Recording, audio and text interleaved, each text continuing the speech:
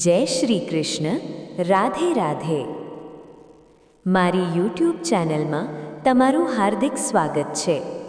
દર્શક મિત્રો, જો તમે પણ ભગવાન શ્રી હરિ વિષ્ણુની કૃપા પ્રાપ્ત કરવા માંગતા હોવ તો વિડીયોને લાઈક કરી ચેનલને સબસ્ક્રાઈબ જરૂરથી કરજો અને કોમેન્ટ બોક્સમાં જય શ્રી હરિ વિષ્ણુ જરૂરથી લખજો. મૌની અમાસની હાર્દિક શુભકામનાઓ. મૌની અમાસ હિન્દુ ધર્મમાં અત્યંત પવિત્ર અને મહત્વનો દિવસ માનવામાં આવે છે. આ પોષ મહિનાની અમાસની તિથિએ આવે છે અને ધાર્મિક દ્રષ્ટિએ વિશેષ મહત્વ રાખે છે. આ દિવસને મૌન રહીને તપ, ધ્યાન અને સ્નાનનો દિવસ માનવામાં આવે છે. એવું માનવામાં આવે છે કે મૌની અમાસના દિવસે ગંગા, યમુના અને સરસ્વતીના સંગમ પર સ્નાન કરવાથી મનુષ્યના બધા પાપ નષ્ટ થઈ જાય છે અને તેને મોક્ષની પ્રાપ્તિ થાય છે. આ દિવસે મૌન રહેવાનું વિશેષ મહત્વ છે. મૌન વ્રત રાખવાથી માનસિક શાંતિ મળે છે અને આત્મશુદ્ધિ થાય છે. મૌની અમાસના દિવસે દાન, તપ અને પૂજા અર્ચના કરવાથી અનેક ગણું વધુ પુણ્ય ફળ મળે છે. અને આ દિવસે અન્ન, વસ્ત્ર અને ધનનું દાન કરવું અત્યંત શુભ માનવામાં આવે છે. પૌરાણિક માન્યતાઓ અનુસાર આ દિવસે બ્રહ્માંડની ઉત્પત્તિ થઈ હતી અને બ્રહ્માજીએ સૃષ્ટિની રચના શરૂ કરી હતી. આ દિવસે ગંગા અને પવિત્ર નદીઓમાં સ્નાન કરવું શુભ હોય છે. વ્રત રાખનારા લોકો આખો દિવસ મૌન રહે છે અને ધ્યાનમાં મગ્ન રહે છે. આ દિવસે પિતૃઓ માટે તર્પણ અને શ્રાદ્ધ કર્મ કરવાથી તેમની આત્માને શાંતિ મળે છે. ગરીબો અને જરૂરિયાતમંદોને ભોજન અને વસ્ત્ર દાન કરવું ખૂબ શુભ માનવામાં આવે છે. મૌની અમાસના દિવસે મૌન રહીને અને આત્મચિંતન કરીને માણસ પોતાની આત્માને શુદ્ધ કરી શકે છે. આ દિવસ નકારાત્મકતાને દૂર કરવા અને આધ્યાત્મિક ઉન્નતિ માટે અદ્ભુત અવસર આપે છે. મૌની અમાસ એક એવો દિવસ છે જે માત્ર ધાર્મિક જ નહીં પરંતુ આત્મિક શાંતિ અને શુદ્ધ ભાવનો સંદેશ આપે છે. આ દિવસના પુણ્ય કાર્યો અને આધ્યાત્મિક સાધના જીવનમાં સુખ અને શાંતિ લાવે છે. તો આજની આ વિડીયોમાં તમે સાંભળશો મૌની અમાસની પૌરાણિક વ્રત કથા. એક ગરીબ બ્રાહ્મણ પરિવાર હતો જેમાં પતિ પત્ની સિવાય એક દીકરી હતી. દીકરી ધીમે ધીમે મોટી થવા લાગી. તે છોકરીમાં સમયની સાથે સ્ત્રીઓને શોભે તેવા બધા ગુણોનો વિકાસ થઈ રહ્યો હતો. દીકરી સુંદર, સંસ્કારી અને ગુણવાન પણ હતી, પરંતુ ગરીબ હોવાને કારણે તેના લગ્ન થઈ શકતા ન હતા. એક દિવસ બ્રાહ્મણના ઘરે એક સાધુ પધાર્યા જે કન્યાના સેવાભાવથી ખૂબ પ્રસન્ન થયા. દીકરીની લાંબી ઉંમરના આશીર્વાદ આપતા સાધુ મહારાજે કહ્યું કે દીકરીની હથેળીમાં લગ્ન માટેની ભાગ્યરેખા નથી. બ્રાહ્મણ દંપતીએ સાધુને ઉપાય પૂછ્યો કે દીકરી એવું શું કરે કે તેના હાથમાં લગ્નનો યોગ બની જાય. સાધુએ થોડીવાર વિચાર કર્યા પછી પોતાની દૃષ્ટિથી ધ્યાન કરીને જણાવ્યું કે અહીંથી થોડે દૂર એક ગામમાં સોના નામની ધોબણ જાતિની એક મહિલા પોતાના દીકરા અને વહુ સાથે રહે છે. તે ખૂબ જ સારા આચાર વિચાર અને સંસ્કારી તેમજ પતિ પ્રત્યે સમર્પિત છે. જો આ દીકરી તેની સેવા કરે અને તે મહિલા આના લગ્નમાં પોતાની સેંથાનું સિંદૂર લગાવી દે અને ત્યારબાદ આ દીકરીના લગ્ન થાય તો આ દીકરીનો વિધવા યોગ મટી શકે છે. સાધુએ એ પણ જણાવ્યું કે તે મહિલા ક્યાંય આવતી જતી નથી. આ વાત સાંભળીને બ્રાહ્મણે પોતાની દીકરીને ધોબણની સેવા કરવાની વાત કરી. દીકરી વહેલી સવારે જ ઉઠીને સોના ધોબણના ઘરે જઈને સફાઈ અને અન્ય બધા કામ કરીને ઘરે પાછી આવી જતી. સોના ધોબણ પોતાની વહુને પૂછતી કે તું તો વહેલી ઉઠીને બધા કામ કરી લે છે અને ખબર પણ નથી પડતી. તો વહુએ કહ્યું કે માં, મેં તો વિચાર્યું કે તમે જ સવારે ઉઠીને બધા કામ પોતે જ પૂરા કરી લો છો અને હું તો મોડી ઉઠું છું. આ વાત પર સાસુ વહુ બંને ધ્યાન રાખવા લાગ્યા કે કોણ છે જે વહેલી સવારે ઘરનું બધું કામકાજ કરીને ચાલ્યું જાય છે. ઘણા દિવસો પછી ધોબણે જોયું કે એક દીકરી અંધારામાં ઘરે આવે છે અને બધા કામ કર્યા પછી ચાલી જાય છે. જ્યારે તે જવા લાગી ત્યારે સોના ધોબણ તેના પગમાં પડી ગઈ અને પૂછવા લાગી કે તમે કોણ છો અને આ રીતે છુપાઈને મારા ઘરની ચાકરી કેમ કરો છો? ત્યારે દીકરીએ સાધુ દ્વારા કહેવામાં આવેલી બધી વાતો જણાવી. સોના ધોબણ પતિવ્રતા હતી અને તેનામાં તેજ હતું. તે તૈયાર થઈ ગઈ. સોના ધોબણના પતિ થોડા બીમાર હતા. તેણે પોતાની વહુને પોતે પાછી આવે ત્યાં સુધી ઘરમાં જ રહેવા કહ્યું. સોના ધોબણે જેવું જ પોતાની સેંથાનું સિંદૂર દીકરીની સેંથામાં લગાવ્યું કે તરત જ તેના પતિ મૃત્યુ પામ્યા. તેને આ વાતની ખબર પડી ગઈ. તે ઘરેથી પાણી પીધા વગર જ નીકળી હતી એ વિચારીને કે રસ્તામાં ક્યાંય પીપળાનું ઝાડ મળશે તો તેને ફેરા ફરીને અને તેની પરિક્રમા કરીને જ પાણી પીશે. એ દિવસે સોમવતી અમાસ હતી. બ્રાહ્મણના ઘરે મળેલા પકવાનની જગ્યાએ તેણે ઈંટના ટુકડાથી 108 વાર ફેરા ફરીને 108 વાર પીપળાના ઝાડની પરિક્રમા કરી અને ત્યારબાદ પાણી પીધું.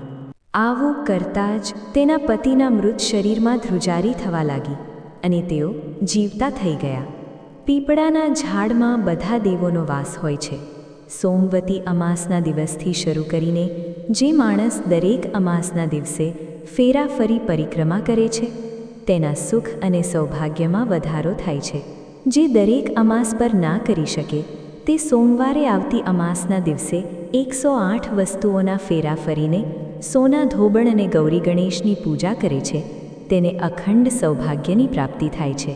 એવી પરંપરા છે કે પહેલી સોમવતી અમાસના દિવસે ડાંગર, પાન, હળદર, સિંદૂર અને સોપારીના ફેરા ફરાય છે. ત્યાર પછીની સોમવતી અમાસને પોતાની શક્તિ મુજબ ફળ, મીઠાઈ, સુહાગની સામગ્રી, ખાવાની સામગ્રી વગેરેના ફેરા ફરાય છે. આ સામગ્રી કોઈ સારા બ્રાહ્મણ, નણંદ કે ભાણેજને આપી શકાય છે. પોતાના ગોત્રમાં આ દાન ન આપવું જોઈએ. કહેવાય છે કે મહાભારતમાં ભીષ્મ પિતામહે યુધિષ્ઠિરને આ દિવસનું મહત્ત્વ સમજાવતા કહ્યું હતું કે આ દિવસે પવિત્ર નદીઓમાં સ્નાન કરનાર મનુષ્ય સમૃદ્ધ, સ્વસ્થ અને બધા દુઃખોથી મુક્ત થશે. એવું પણ માનવામાં આવે છે કે સ્નાન કરવાથી પિતૃઓની આત્માને શાંતિ મળે છે. મરીચીના વંશજ દેવતાઓના પિતૃઓ જ્યાં રહે છે તે લોકો સોમપથ નામે ઓળખાય છે. દેવતાઓ તે પિતૃઓનું ધ્યાન ધરતા હોય છે. તે યજ્ઞ કરનારા પિતૃઓ અગ્નિશ્વાત નામે પ્રસિદ્ધ છે. જ્યાં તેઓ રહે છે ત્યાં જ અછોદા નામની એક નદી વહે છે જે તે પિતૃઓની માનસપુત્રી છે. પ્રાચીન કાળમાં પિતૃઓએ ત્યાં એક અછોદ સરોવર બનાવ્યું હતું. ત્યાં અછોદાએ 1000 દિવ્ય વર્ષો સુધી ઘોર તપસ્યા કરી. તેની તપસ્યાથી સંતુષ્ટ થઈને પિતૃઓ તેને વરદાન આપવા માટે તેની પાસે આવ્યા. તે બધા જ પિતૃઓ દિવ્ય રૂપ ધારણ કરેલા હતા. તેમના શરીર પર દિવ્ય સુગંધ હતી અને ગળામાં દિવ્ય ફૂલોની માળા લટકતી હતી. તેઓ બધા નવયુવાન, બળવાન અને કામદેવ જેવા સુંદર હતા. તે પિતૃઓમાં અમાવસુને જોઈને વરદાનની ઈચ્છા રાખતી સુંદરી અછોદા વ્યાકુળ થઈ ગઈ અને તેમની સાથે રહેવાની જિદ કરવા લાગી. આ માનસિક પાપને કારણે સુંદરી અછોદા યોગથી ભ્રષ્ટ થઈ ગઈ અને તેના પરિણામે તે સ્વર્ગલોકમાંથી પૃથ્વી પર પડી ગઈ. તેણે પહેલાં ક્યારેય પૃથ્વીનો સ્પર્શ કર્યો ન હતો. જે તિથિએ અમાવસુએ અછોદા સાથે રહેવાની ના પાડી તે તિથિ તેમના ધૈર્યના પ્રભાવથી લોકોમાં અમાસ નામે પ્રસિદ્ધ થઈ. આ જ કારણે આ તિથિ પિતૃઓને અત્યંત પ્રિય છે. આ તિથિએ કરેલું શ્રાદ્ધ વગેરે કાર્ય અક્ષય ફળ આપે છે. આ રીતે તપસ્યા નષ્ટ થઈ જવાથી અછોદા શરમાઈ ગઈ. તે અત્યંત ગરીબ બનીને નીચે મુખ રાખીને દેવપુરીમાં ફરીથી પોતાની પ્રસિદ્ધિ માટે પિતૃઓને પ્રાર્થના કરવા લાગી. ત્યારે રડતી તે તપસ્વિનીને પિતૃઓએ શાંત પાડી. તેઓ દેવ કાર્યોનો વિચાર કરી પ્રસન્નતા અને મંગલકારી વાણીમાં બોલ્યા, હે દેવી, બુદ્ધિશાળી લોકો સ્વર્ગલોકમાં દિવ્ય શરીર દ્વારા જે કંઈ સારા ખરાબ કર્મો કરે છે તેઓ તે જ શરીરથી તે કર્મોના ફળ પણ ભોગવે છે. કારણ કે દેવ યોનિમાં કર્મનું ફળ તરત જ મળે છે. તેનાથી ઉલટું મનુષ્ય યોનિમાં મૃત્યુ પછી બીજા જન્મમાં કર્મોનું ફળ ભોગવવું પડે છે. એટલા માટે દીકરી, તું મૃત્યુ પછી બીજા જન્મમાં તારી તપસ્યાનું પૂર્ણ ફળ પ્રાપ્ત કરીશ. 28માં દ્વાપરમાં તું મત્સ્ય યોનિમાં જન્મ લઈશ. પિતૃકુળની મર્યાદા તોડવાને કારણે તને આ કષ્ટદાયક યોનિ મળશે. ફરી તે યોનિમાંથી મુક્ત થઈને તું રાજા વસુની દીકરી બનીશ. દીકરી બનવા પર તું તારા દુર્લભ લોકને ચોક્કસ પ્રાપ્ત કરીશ.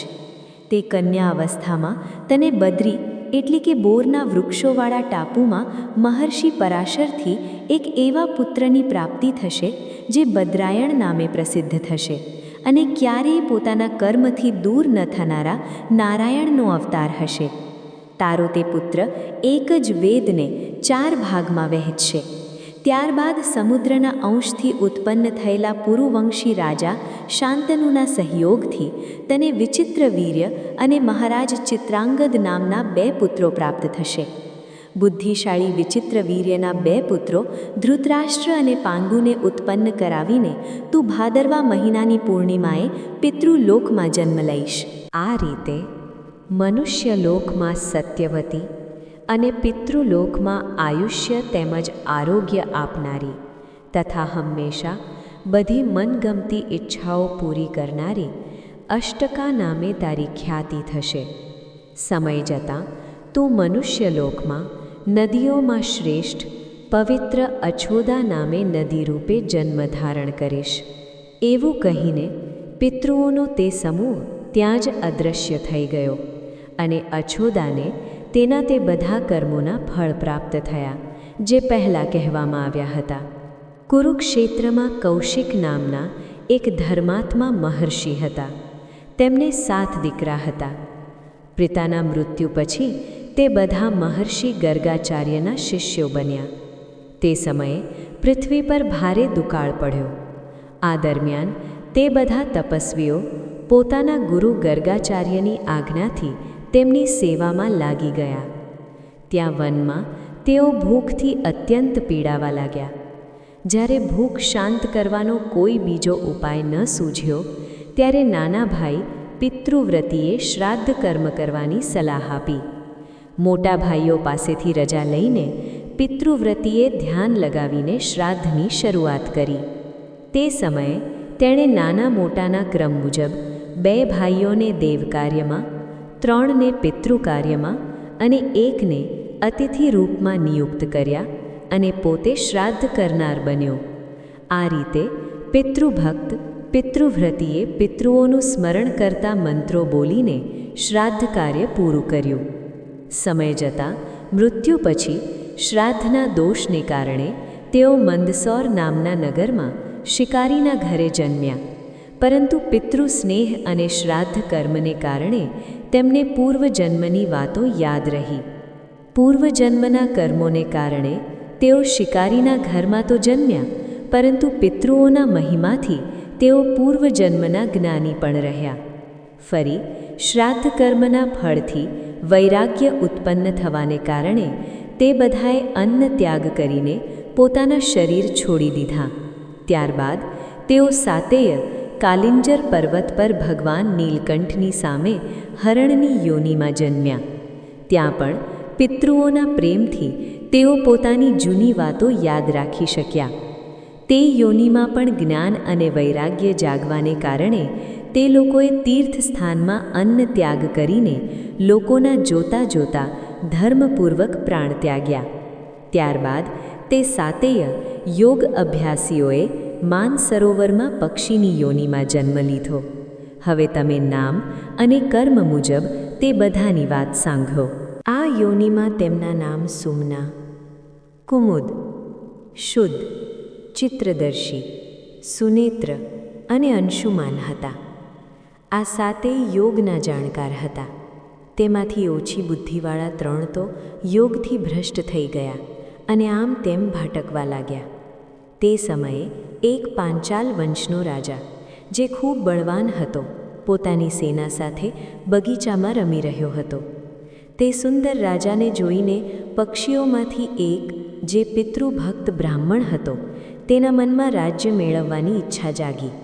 આ રીતે બીજા બંનેએ રાજાના 2 મંત્રીઓને જોઈને મંત્રીપદ મેળવવાની ઈચ્છા કરી.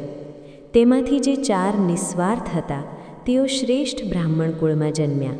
તે ત્રણેયમાંથી પહેલો રાજા બ્રહ્મદત્ત નામે પ્રખ્યાત થયો અને બીજા બે મંત્રીના દીકરા થયા. રાજા બ્રહ્મદત્ત બધા શાસ્ત્રોમાં હોશિયાર અને પ્રાણીઓની બોલી જાણનાર હતો. દેવલની સુંદરી કન્યા સન્નતિ તેની પત્ની બની. તે પત્ની સાથે રહીને રાજકુમાર બ્રહ્મદત્ત રાજ્ય સંભાળવા લાગ્યો. એકવાર રાજા બ્રહ્મદત્ત પોતાની પત્ની સન્નતિ સાથે ફરવા માટે બગીચામાં ગયો. ત્યાં તેણે કામના વશ થયેલા એક કીડાના જોડાને જોયા. તે નર કીડો માદા કીડી પાસે કરગરીને બોલ્યો, પ્રિયે, આ જગતમાં તારા જેવી સુંદર સ્ત્રી કોઈ નથી. તું હસીને બોલનારી અને ખૂબ જ સુંદર છે. તું મારા જમ્યા પછી જ જમે છે અને મારા સ્નાન કર્યા પછી સ્નાન કરે છે. જ્યારે હું બહાર જાઉં છું ત્યારે તું દુઃખી થઈ જાય છે અને ક્રોધમાં હોય ત્યારે ડરી જાય છે. કલ્યાણી, મને કહે તો ખરી, તું કયા કારણે ગુસ્સે થઈને મોઢું ફૂલાવીને બેઠી છે? ત્યારે ક્રોધથી ભરેલી કીડી તે કીડાને બોલી, મૂર્ખ, તું શું મારી સાથે નકામી વાતો કરે છે? અરે ધૂર્ત, હજુ કાલે જ તે મને છોડીને લાડુનો ભૂકો બીજી કીડીને કેમ આપ્યો હતો? તો કીડાએ કહ્યું, હે સુંદરી, તારા જેવો જ રૂપરંગ હોવાને કારણે મેં ભૂલથી બીજી કીડીને લાડુ આપી દીધો હતો. તેથી તું મારો આ એક ગુનો માફ કરી દે. હું ફરી ક્યારેય આવું કામ નહીં કરું. હું સત્યના સોગંદ ખાઈને તારા પગ પકડું છું. તું મારા પર પ્રસન્ન થઈ જા. આ રીતે તે કીડાની વાત સાંભળીને કીડી પ્રસન્ન થઈ ગઈ. બીજી બાજુ ભગવાન વિષ્ણુની કૃપાથી બધા પ્રાણીઓની બોલી જાણતા હોવાથી બ્રહ્મદત્ત પણ આ બધું જાણીને નવાઈ પામ્યા. તે ચારેય પક્ષીઓ તે જ બ્રહ્મદત્તના નગરમાં એક વૃદ્ધ બ્રાહ્મણના દીકરા તરીકે જન્મ્યા હતા. બાળપણમાં જ આ બ્રાહ્મણોની બુદ્ધિ તપસ્યા તરફ વળી ગઈ. ત્યારે તેઓ પિતાને પ્રાર્થના કરતા બોલ્યા, પિતાજી, અમે તપસ્યા કરીને સિદ્ધિ પ્રાપ્ત કરવા માંગીએ છીએ. આ સાંભળીને પિતા દુઃખી થઈને બોલ્યા, દીકરાઓ, આ કેવી વાત કરો છો? મને ગરીબ બુઢા પિતાને છોડીને તમે વનમાં જવા માંગો છો? મને છોડી દેવાથી તમને કયો ધર્મ મળશે? આ તો મોટું અધર્મ છે. એવું કહીને પિતાએ તેમને ના પાડી દીધી. આ સાંભળીને પુત્રોએ કહ્યું, પિતાજી, અમે તમારી જીવિકા એટલે કે ગુજરાન ચલાવવાની વ્યવસ્થા કરી લીધી છે. જો તમે કાલે સવારે રાજા બ્રહ્મદત્ત પાસે જઈને અમે કહીએ તે શ્લોક બોલશો તો તેઓ તમને ખૂબ ધન સંપત્તિ અને ગામડાઓ દાનમાં આપશે. શ્લોકનો અર્થ એવો છે કે જે કુરુક્ષેત્રમાં બ્રાહ્મણ હતા, મંદસૌરમાં શિકારી હતા, કાલિંજર પર્વત પર હરણ અને માનસરોવરમાં 7 પક્ષી હતા, તેઓ સિદ્ધ થઈને અહીં રહે છે. પિતાને આવું કહીને તેઓ તપસ્યા કરવા વનમાં ચાલ્યા ગયા. બીજી બાજુ ગરીબ બ્રાહ્મણ પણ રાજમહેલ તરફ ચાલ્યા. પૂર્વે રાજા અણુ નામના એક રાજા હતા, જેમને સંતાન ન હોવાથી તેમણે ભગવાન વિષ્ણુની આરાધના કરી. ભગવાન વિષ્ણુએ પ્રસન્ન થઈને તેમને વરદાન આપ્યું કે તમને એક એવો દીકરો મળશે જે યોગી, બળવાન અને બધા પ્રાણીઓની ભાષા જાણનાર હશે. તે જ પ્રતાપી બ્રહ્મદત્ત રાજા અણુનો દીકરો થયો. જ્યારે બગીચામાં તે કીડાઓની વાત સાંભળીને બ્રહ્મદત્ત હસવા લાગ્યા, ત્યારે તેની પત્ની સન્નતિને નવાઈ લાગી. તેણે પૂછ્યું, રાજન, અચાનક તમને આ હસવું કેમ આવ્યું? હું આ હાસ્યનું કારણ સમજી શકતી નથી. ત્યારે રાજાએ કીડાઓની બધી વાત જણાવી. પરંતુ રાણીને વિશ્વાસ ન આવ્યો અને તેણે કહ્યું કે તમે મારી મજાક ઉડાવો છો. ચીંટીની વાત કોઈ માણસ કેવી રીતે સમજી શકે? રાણીની વાત સાંભળીને રાજા કશું બોલી શક્યા નહીં. પછી આ રહસ્ય જાણવા માટે તેમણે ભગવાન વિષ્ણુની 7 રાત સુધી પૂજા કરી. અંતમાં ભગવાને સપનામાં આવીને કહ્યું, રાજન, કાલે સવારે તમારા નગરમાં એક વૃદ્ધ બ્રાહ્મણ જે કહેશે તેનાથી તમને બધું રહસ્ય સમજાઈ જશે. સવારે જ્યારે રાજા બહાર નીકળ્યા ત્યારે તે વૃદ્ધ બ્રાહ્મણે શ્લોક બોલ્યો. આ સાંભળીને રાજા પોતાના મંત્રીઓ સાથે જમીન પર પડી ગયા. તેમને જૂના જન્મોની બધી વાત યાદ આવી ગઈ. બંને મંત્રીઓ પણ જ્ઞાની હતા અને તેમને પણ બધું યાદ આવી ગયું. તેઓ રડતા રડતા કહેવા લાગ્યા કે હાય, આપણે લાલચમાં આવીને કર્મબંધનમાં ફસાઈ ગયા અને યોગથી ભ્રષ્ટ થઈ ગયા. ત્યારબાદ રાજાએ તે બ્રાહ્મણને ઘણી સંપત્તિ આપી. રાજા બ્રહ્મદત્તે પોતાના દીકરાને ગાદી સોંપી અને પોતે વનમાં ચાલ્યા ગયા. સન્નતિ પણ તેમની સાથે ગઈ. તેઓ બધા વનમાં યોગ સાધના કરીને છેવટે પરમ પદને પામ્યા. શ્રાદ્ધના મહિમા વિશે પૂછતા ભદ્ર યજ્ઞએ કહ્યું કે અમાસના દિવસે શ્રાદ્ધ કરવાથી પિતૃઓ તૃપ્ત થાય છે. સૂર્યની કિરણોમાં અમા નામની મુખ્ય કિરણ છે, જેના તેજથી સૂર્ય જગતને પ્રકાશિત કરે છે. તેજ કિરણમાં ચંદ્ર નિવાસ કરે છે, તેથી તેને અમાસ કહેવાય છે. અમાસ દરેક ધર્મ કાર્ય માટે અક્ષય ફળ આપનારી છે. પિતૃઓ અમાસની રાહ જોતા હોય છે. જે લોકો અમાસના દિવસે શ્રાદ્ધ નથી કરતા, તેમના પિતૃઓ ભૂખ અને તરસથી પીડાઈને દુઃખી થાય છે અને નિરાશ થઈને પાછા ફરે છે. મહાદેવજીએ પાર્વતીજીને ગીતાનો મહિમા જણાવતા એક કથા કહી. સુશર્મા નામનો એક ખૂબ જ ખરાબ બુદ્ધિવાળો માણસ હતો. તે ક્યારેય ભગવાનનું નામ લેતો નહીં અને હંમેશા ખોટા કામોમાં વ્યસ્ત રહેતો. એક દિવસ પાંદડા લેવા ગયેલા સુશર્માને સાપે કરડ્યો અને તે મરી ગયો. અનેક નરકો ભોગવ્યા પછી તે મનુષ્ય લોકમાં બળદ તરીકે જન્મ્યો. એક દિવસ થાકને કારણે તે બળદ જમીન પર પડી ગયો. ત્યાં ભેગા થયેલા લોકોમાં એક વેશ્યા પણ હતી. તેણે પોતાનું પુણ્ય તે બળદને દાનમાં આપી દીધું. તે પુણ્યના પ્રભાવથી બળદ પછીના જન્મમાં એક સારા બ્રાહ્મણના ઘરે જન્મ્યો. તેને પૂર્વજન્મ યાદ હતો.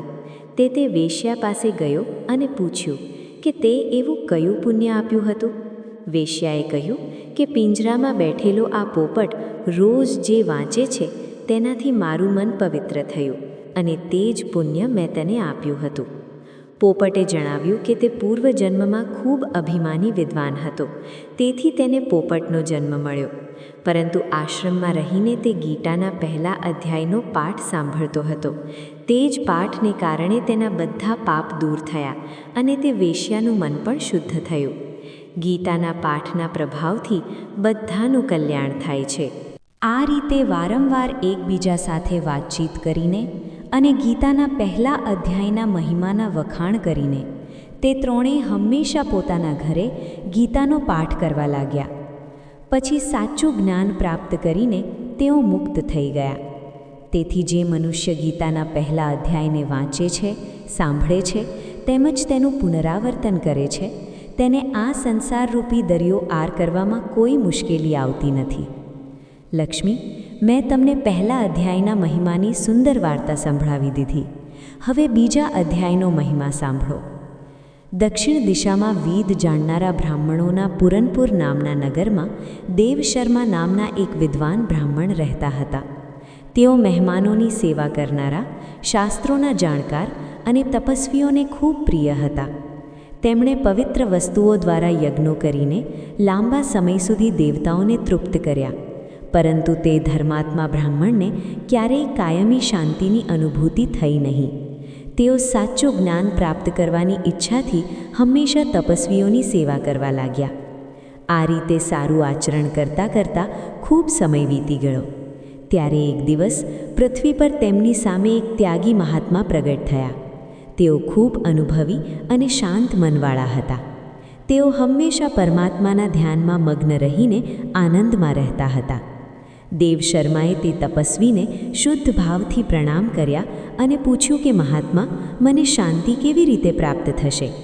ત્યારે તે જ્ઞાની સંતે દેવશર્માને સોપુર ગામમાં રહેતા મિત્રવાન નામના ગોવાળ પાસે જવાનું કહ્યું. તેમણે કહ્યું કે તે જ તમને ઉપદેશ આપશે. આ સાંભળીને દેવશર્માએ મહાત્માના ચરણોમાં નમન કર્યા અને સોપુર ગામ પહોંચ્યા. ત્યાં નદી કિનારે એક પથ્થર પર મિત્રવાન બેઠો હતો.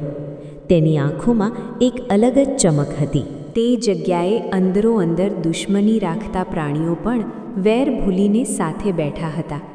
ત્યાં બગીચામાં ધીમો પવન ચાલી રહ્યો હતો અને હરણો શાંતિથી બેઠા હતા. મિત્રવાન પોતાની દયાળુ અને હસતી દૃષ્ટિથી પૃથ્વી પર જાણે અમૃત છાંટતો હોય એવું લાગતું હતું. તેને જોઈને દેવશર્માનું મન પ્રસન્ન થઈ ગયું. તેઓ ખૂબ જ નમ્રતા સાથે મિત્રવાન પાસે ગયા. મિત્રવાને પણ પોતાનું માથું થોડું નમાવીને દેવશર્માનું સ્વાગત કર્યું. જ્યારે તેના ધ્યાનનો સમય પૂર્ણ થયો ત્યારે દેવશર્માએ પોતાના મનની વાત પૂછી કે હું સિદ્ધિ પ્રાપ્ત કરવા માંગુ છું. મને કોઈ એવો રસ્તો બતાવો જેનાથી મારું મન શાંત થાય. દેવશર્માની વાત સાંભળીને મિત્રવાને થોડીવાર વિચાર કર્યો અને કહ્યું કે વિદ્વાન બ્રાહ્મણ, એક સમયની વાત છે. હું જંગલની અંદર બકરીઓ ચરાવતો હતો.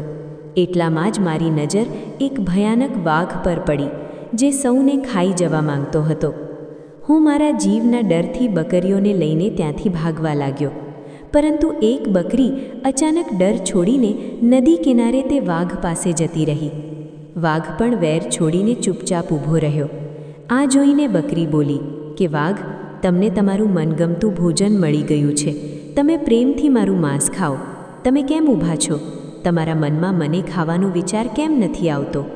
ત્યારે વાઘે કહ્યું કે બકરી, આ જગ્યા પર આવતા જ મારા મનમાંથી નફરત દૂર થઈ ગઈ છે.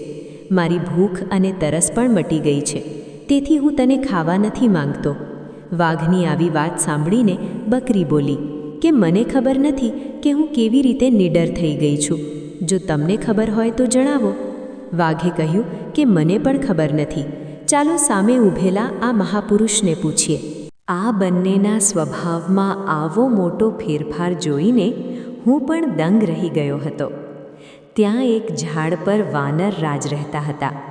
મેં તેમને પૂછ્યું તો તેમણે આદર સાથે કહ્યું કે ગોવાળ, આ વિષયમાં હું તમને જૂની વાત સંભળાવું છું.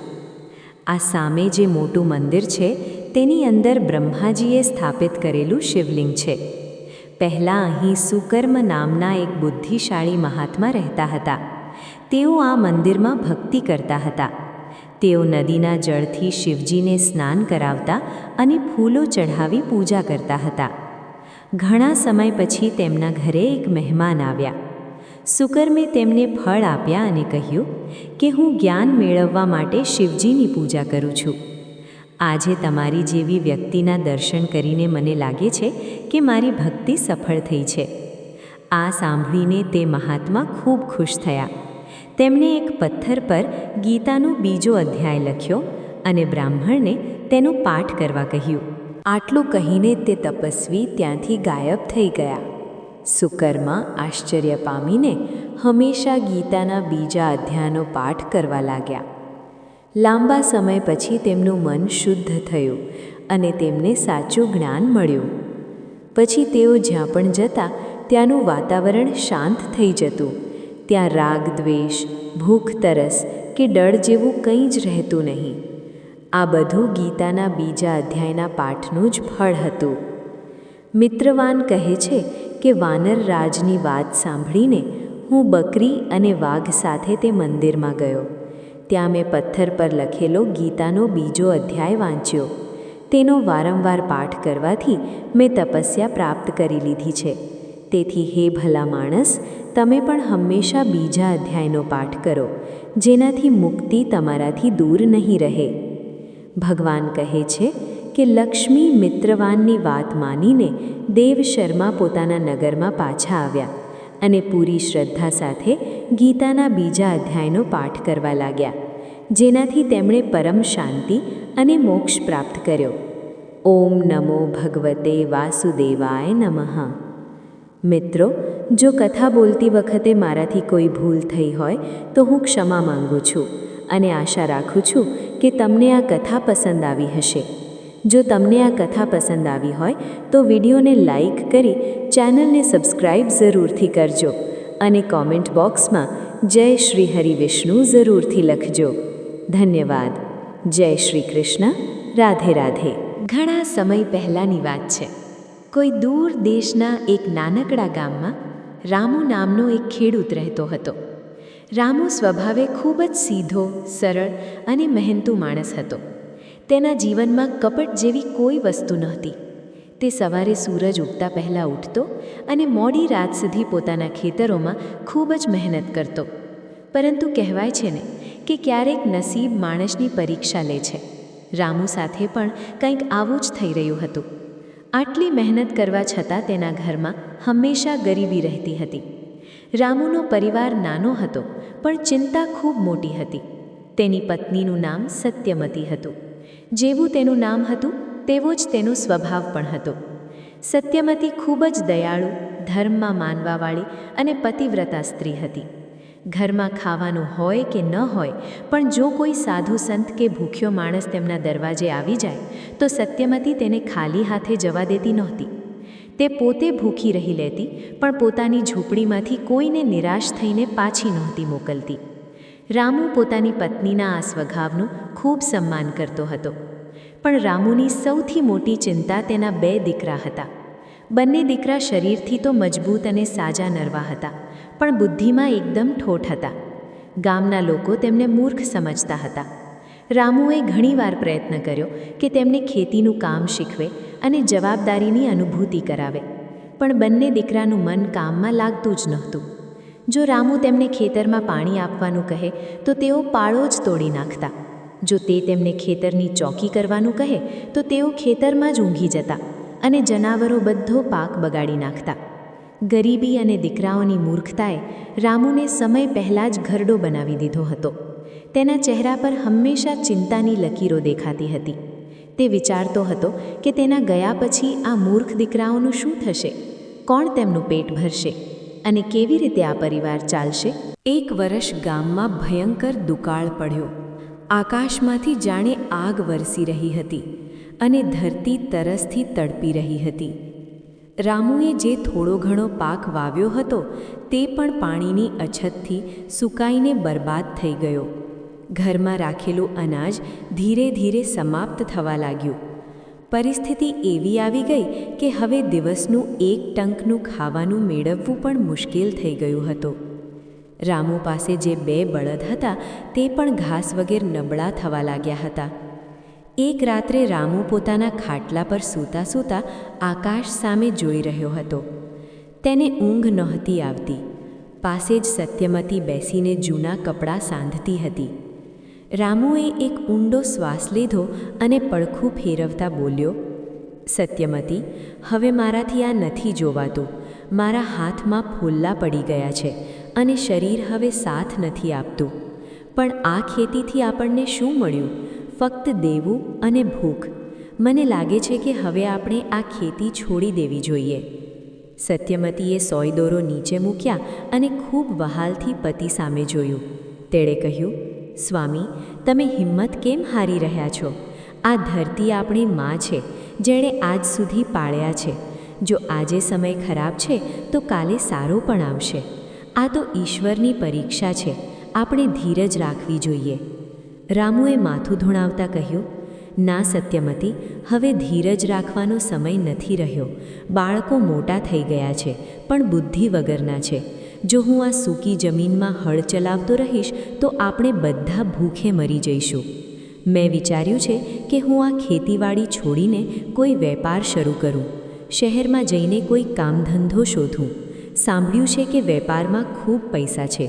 જો નસીબે સાથ આપ્યો તો આપણા દિવસો ફરી શકે છે. સત્યમતીને તેના પતિની વાતમાં દુઃખ અને લાચારી બંને દેખાતા હતા.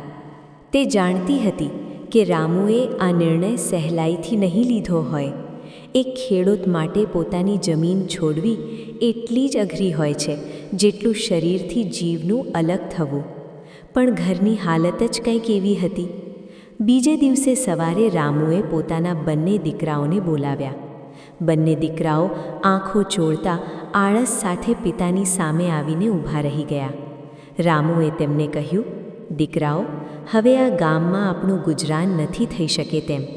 ખેતી આપણને કંઈ આપી નથી રહી. મેં નક્કી કર્યું છે કે આપણે આ ખેતી છોડીને વ્યાપાર કરીશું. આપણે મીઠું અને મસાલાનો વ્યાપાર શરૂ કરીશું. શહેરથી સામાન લાવીશું અને આજુબાજુના ગામોમાં વેચીશું. મોટો દીકરો, જે વધારે જ મૂર્ખ હતો, તે ખુશ થઈને બોલ્યો, પિતાજી, આ તો ખૂબ સારી વાત છે. ખેતીમાં તો ખૂબ પરસેવો પાડવો પડે છે અને તડકામાં બળવું પડે છે. વ્યાપારમાં તો બસ બેસવાનું છે અને પૈસા ગણવાના છે. અમે તો ક્યારના આવું જ ઈચ્છતા હતા. નાનો દીકરો પણ તાલીઓ વગાડતા બોલ્યો, હા પિતાજી, અને શહેરમાં તો ખાવા માટે પણ સારી સારી વસ્તુઓ મળે છે. ચાલો આપણે આજે જ જઈએ. દીકરાઓની આવી વાતો સાંભળીને રામુનું હૃદય ભરાઈ આવ્યું. તેને દુઃખ થયું કે તેના બાળકોને પોતાની વર્ષો જૂની જમીન છોડવાનું કોઈ દુઃખ નથી, પરંતુ તેઓ તો કામથી જીવ ચોરવા માટે ખુશ થઈ રહ્યા છે. છતાં પણ પથ્થર જેવું મન કરીને રામુએ પોતાની બળદગાડી તૈયાર કરી. ઘરનો જે થોડો ઘણો સામાન હતો તે બળદગાડીમાં ભર્યો. સત્યમતીએ પોતાની આંખોમાં આંસુ સાથે ઘરના ઉંબરાને નમન કર્યો. તેણે તુલસીના છોડ પાસે એક દીવો પ્રગટાવ્યો અને ઈશ્વરને પ્રાર્થના કરી કે તેઓ જ્યાં પણ જાય ત્યાં સુખ શાંતિ તેમની સાથે રહે. રામુએ પોતાની જમીન ગામના જ એક સાહુકાર પાસે ગીરો મૂકી દીધી અને તેની પાસેથી થોડા પૈસા લઈ લીધા, જેથી વેપાર શરૂ કરી શકાય. દુખિયા મન સાથે રામુ, સત્યમતી અને તેમના બંને દીકરા બળદગાડીમાં બેસીને ગામમાંથી નીકળી પડ્યા.